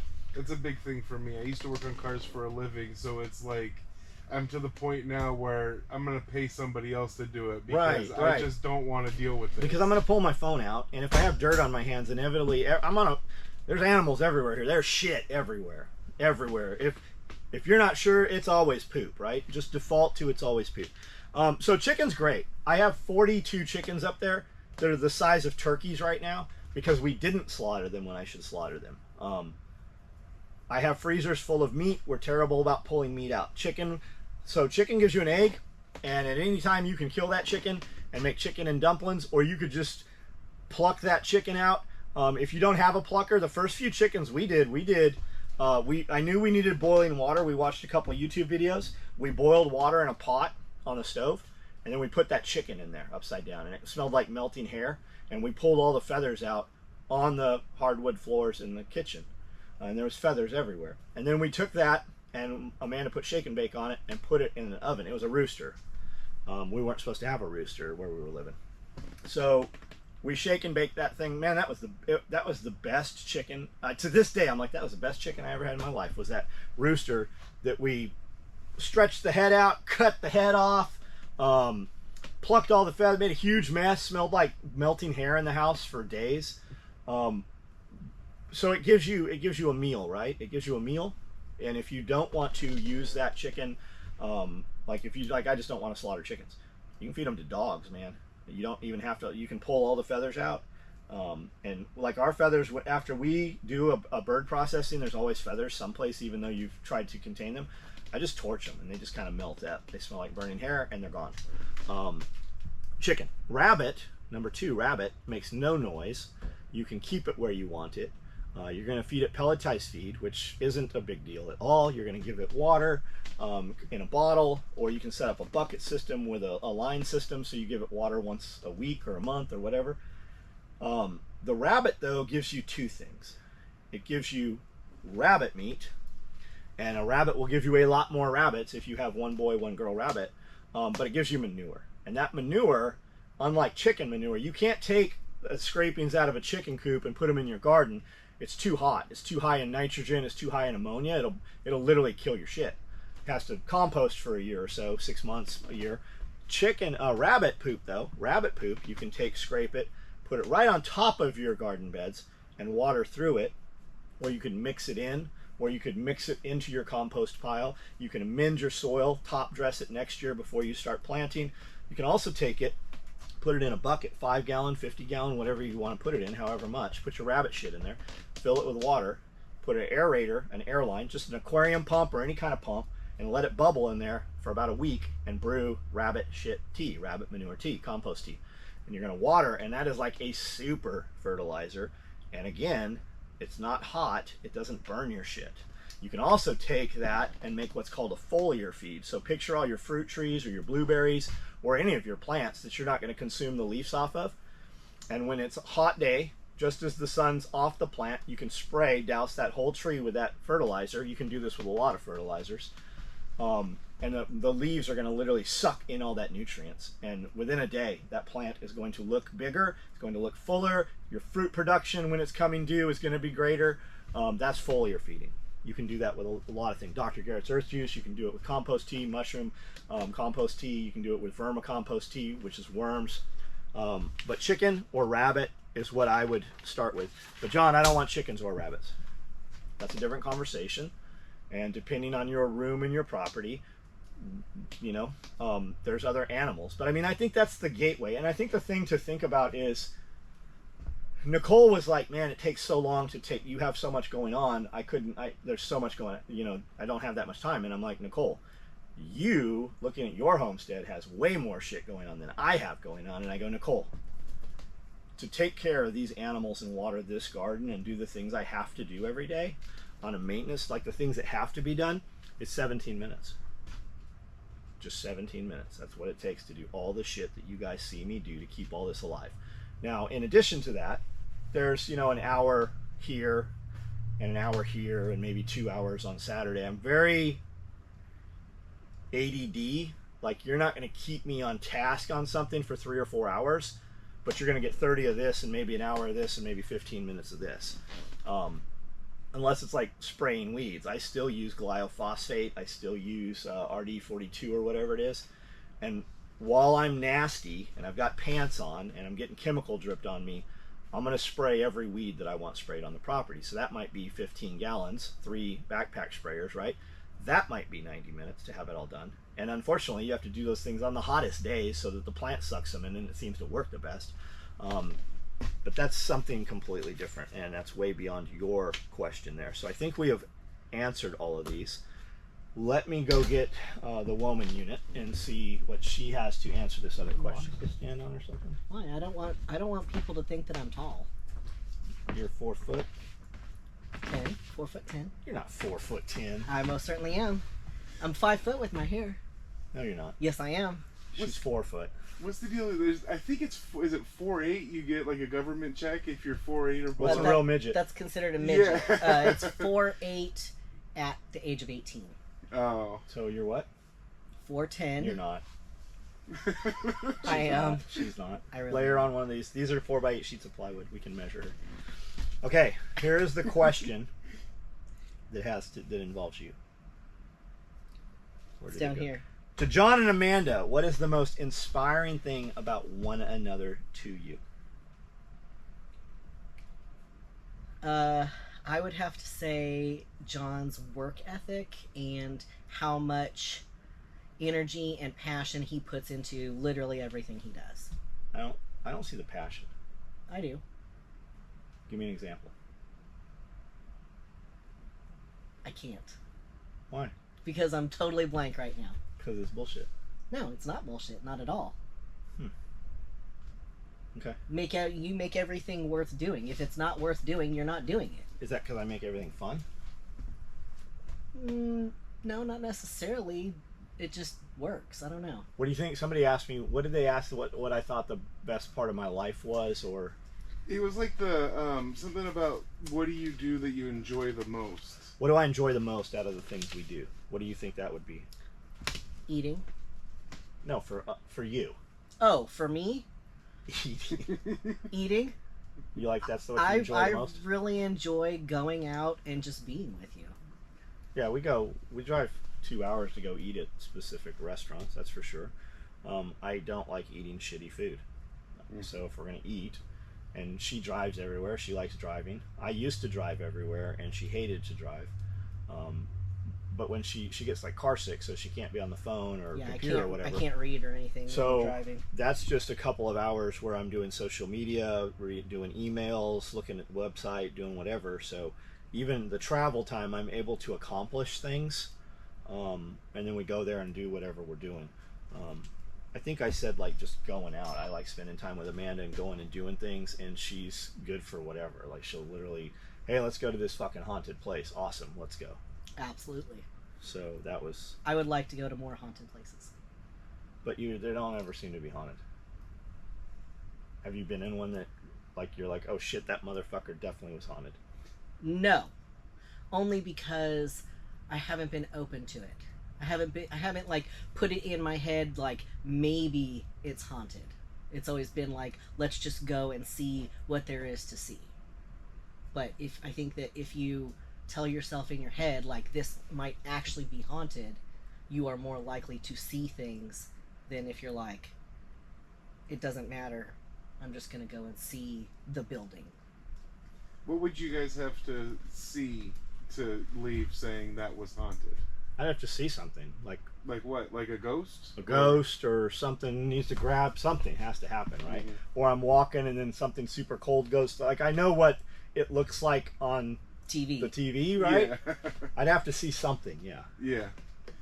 Just, because you never know. Like I bet you, I got the feeling of that asylum. Like when I was watching the videos, like this place is haunted. But I get it not because I saw anything or I wasn't even there, so I couldn't, you know. It's just a vibe. Yeah, it's like bad shit happened here, so Yes. people didn't peacefully leave from here, you know? I would agree with that. There are a lot of people buried there. Yeah. A lot of people, like thousands of people buried there. As with a lot of those places. Yeah. Okay, I guess that's it. You have to answer the question. I like that you do what I tell you to do. And it's not even that she does what I tell her to do. It's that what I want her to do is typically what she also wants to do.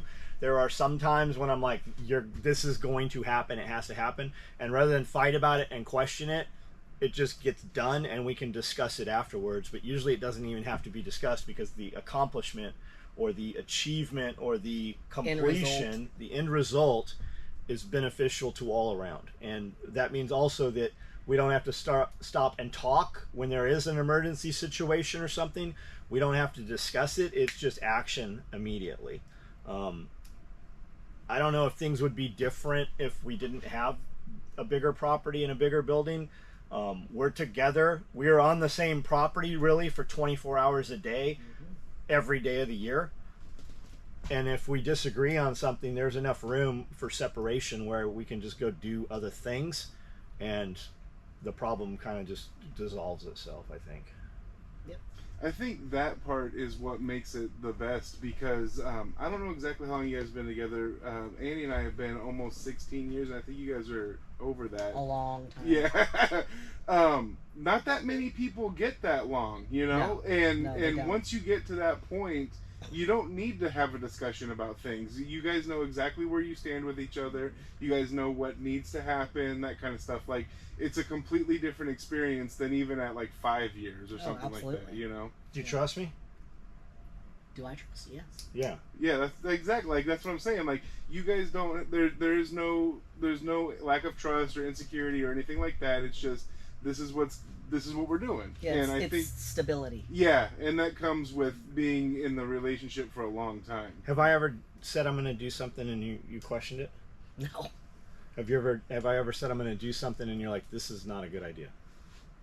There has been times when I'm like, I don't think this is a good idea, but typically it always works out. I can't give you an example. No. When you have multiple projects to be done, how do you choose what to do first? By level of importance, quickness, or completion, or what reasons? I would say you're going to do the things that are the most important first, or the things that you want to do the least, because as soon as you get those out of the way, you can move on to do the other things that you want to do. Are you answering for me or you? Me, personally. Yeah, you have accomplishment.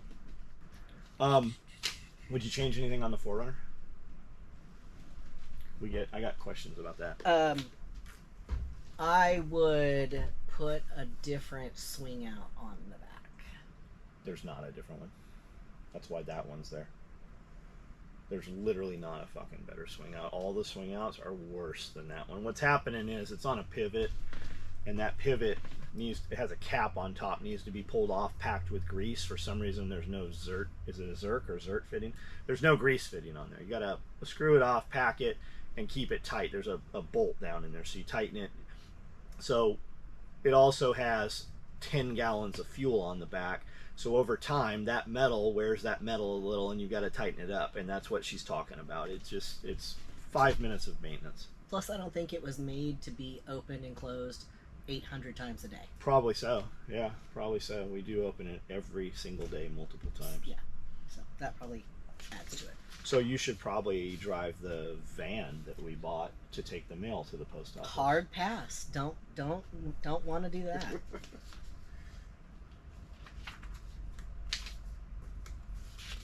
When you think you'll retire from running SOE? They asked me that. You're like, when I die? I'm like, I already am retired. Literally, when they bury me in the ground? I am retired. Do you think that I do? Do you think that I do only things that I want to do? I think that if you really don't want to do something, you're not going to do it. Yeah. Period. Not just in business, not just in life. I think in all of it, if you don't want to do it, you're just not going to do it. I think that's probably it, because it's hard to tell people no. Mm-hmm. But the more you tell people no, the easier it is to tell people no, right? And why do you have a hard time telling people no? Like, most of it's people that are like, hey, will you come to my thing? Will you do this thing? No, why would I? Mm-hmm. No, thank you. Yeah. What are you doing this weekend? Not whatever you're about to fucking ask me to do. Well, and I think it's because we're conditioned as children to be giving and be loving and be accommodating and all of these things, you know. And in reality, what you need to be is not that. You need to be like, these are my boundaries and this is what I'm going to do, and that over there, that's not what I'm doing. Right. Because that doesn't make me happy, it doesn't fulfill my life, it doesn't pay my bills. I might send some guys to help you move, but I'm never fucking showing up to help you move. To that point, it's not that it's that you might do things that you don't want to do, but it's to accomplish something that you do want to do. There's I don't remember who said it. I told it to Tess when we were talking when she was here. It was a musician that was getting ready to go on stage at a big venue, and he had to tell himself, remember, you want to be here. Because there is some points in time where you don't want to do the thing, but you do it to accomplish what you want. And that's not what that's not what we're talking about. We're talking about just doing things that don't have anything to do with our goals, right. You know? Yes, absolutely.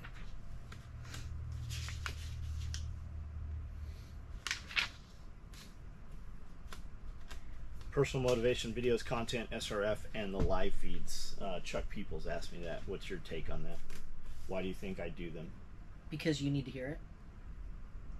But I put out a lot of content that I don't need to hear. Because you want to help people, and the only way to make people better is to give them something that makes them better. And the more better people you have around, the better off you are in general. Yeah, I said something kind of nothing like that. Not really. I said, you know, me showing these videos makes me have to do these things because typically I'm lazy left to my own devices and I won't do them, and then before you know it, this place will just be a wreck. So if we make content about it, am I making the content to accomplish the thing, or am I doing the thing to accomplish the content? And I don't know. I guess I would say it's both, probably. Yeah. I think both tie into each other. So do you think I spend a lot of time doing the homesteading shit? No. How long do you think, like, what do you think it takes? I mean, I guess you've heard me say this. Typically, you're outside for about an hour. Yeah. And that's moving water and all that stuff. And then on the weekends, sometimes I'm outside a lot more. Yeah, but I mean, those are doing, like, specific tasks. That's not, like, your everyday routine. Or new things, yeah. Yeah. Moving, I spend a lot of time driving the tractor, right? So while I might be out here for 3 hours moving wood chips with the tractor, I'm in an air-conditioned, closed cab, windshield wiper, listening to podcast, tractor. So while I'm out there and getting things done, I'm still really, if I'm driving a video game and consuming content is what that really is. But I mean, if you go back 5 years, we were doing all the exact same shit with wheelbarrows and Yeah. trailers and shit. Much less equipment. And we do put a lot of wear and tear on the machines that way. We would be better off just having a dump trailer and pulling things up there with a truck, probably. Ooh, this is long. TikTok. The dude was saying, hey, TikTok's the devil. They say that they can get your credit card information. They can log every keystroke, so they know all the password to your foot fetish OnlyFans and everything. I mean, I make a lot of money on foot fetish only. You do, yeah. Can I have some of it? My money? Yeah. Or do you want the feet pics? No. My take on that was they're all doing it. Yes, So I if, think. if we're going to hyper focus on TikTok, because that's what your government told you to look at right Yeah. now was TikTok, and people are super easily manipulated. Oh my God, TikTok! Do you really think that the rest of them aren't doing it? Do you really think that Verizon or AT&T or any of your cell phone carriers are not logging every one of your keystrokes on that device that tracks your every move? You'd be foolish to believe that you are not tracked by literally every app that is on your phone. That's what I said. You just typed this out on YouTube. Do you think YouTube? Right. What I was thinking about when we talked about this before, I think it was Riverside. There was a shooting probably 5 years ago. I think it was dude got fired or something and then came back and shot up Like his Riverside, office. Temecula? Yeah, Yeah. like around there. Yeah. And Inland Empire. Apple wouldn't let the police get into their phone, and it was like a big deal for like a Right. week. That And all then- went by the wayside. Yeah, and then it just disappeared. Yeah. Like they Well, gave now it to they them. now they do. I mean, Yeah. now Not to mention, I know a law enforcement guy that went to a federal training to give them the equipment and the ability to just fucking access your phone. Mm. and not to mention, think about how many places you go that has surveillance cameras, right? So there's all the facial recognition and all that. You think that while you're standing in line at Walmart and you're looking at my foot fetish only page, Walmart doesn't know that you're looking at that? Of course they know, because all those cameras can zoom in on your phone. Have you noticed that everything's moving to self-checkout, and every time you're on self-checkout, There's a hey, video. here's your picture. Do you think they're not correlating all of that with what you bought, right? You used to be able to go to Walmart, for instance, and say, buy stuff to make meth with, right? You were able to buy camping fuel, salt, and lithium batteries. Or you were able to buy ammunition, right? You could pay cash, and there wasn't really a record of that. At least it wasn't present in your face. Now you're checking your own shit out, or if you have to go to a checker, your face is still right there. They have put all of that together, and you have all these companies coming out right now with, hey, because of CUFIS, let's just pay with your palm print. So they do a retina scan and a palm print, and once those are correlated, you're able to walk up point of payment service, and there's tons of places talking about this and have already implemented it. You just pay with your hand. You pay with your palm print. Like, that's happening right now. Mm-hmm. You have no anonymity to anything anymore. There was a YouTube video that came out a while ago where Taylor Swift was actively admitting that she has this interactive thing at her concert where you walk up to it and you're in her music video. It's to find all of her stalkers. It's got facial recognition. Correct. I remember hearing that. Yeah, I and remember it's hearing just that. to make sure that nobody's there that she doesn't want to be there. Yeah. And that was years ago. Yeah. So Walmart's doing it. Yeah, absolutely. Mm-hmm. Yeah, like I said, you'd be foolish to believe that you're not on surveillance camera everywhere you go. Mm-hmm. So back to this one of what things the current lifestyle, regardless SOE content creation, work ethic, do you most enjoy? The second half of that, what things present the most challenges, difficulty, and what is your approach to overcome those challenges? I would say, personally, my challenge is time management. I spend a lot of time spinning my wheels, not getting things that I need to get done. What are you doing instead? Usually it's like looking through my emails at sales, or trying to figure something out, looking for products that we need to buy, that kind of thing. I try not to be on social media nearly as much as other people, but sometimes you get stuck. Okay, last one. Hillbilly Psycho. Which animal should I purchase first as a newbie homesteader? Kitty cat? I would say either a chicken or rabbit. Not a kitty cat. Well, I have a few extra too many cats. I will mail them to you if you want them. You can have some cats. For the pussy wagon. But how am I supposed to have the pussy wagon if you give away all my cats? You have enough cats to still have a pussy wagon. All right, guys. They just show up here. They do. I think my employees, when they don't want cats, I think my employees dump them here. We've had at least 3 just show up. They come with collars. They're tame. Yeah. They know tricks. Yeah. They let you pet them. They call you by your name. Yeah. They walk up and headbutt you. Hey, pet me. Yeah, I think those are pets. Yep, I would say so. All right, guys. So that's it. I think we have answered your questions. If any of my answers have generated more questions or kind of didn't answer, ask again next week in a little different manner, and we'll try to get the answers for you. I guess we'll do that. That's a wrap.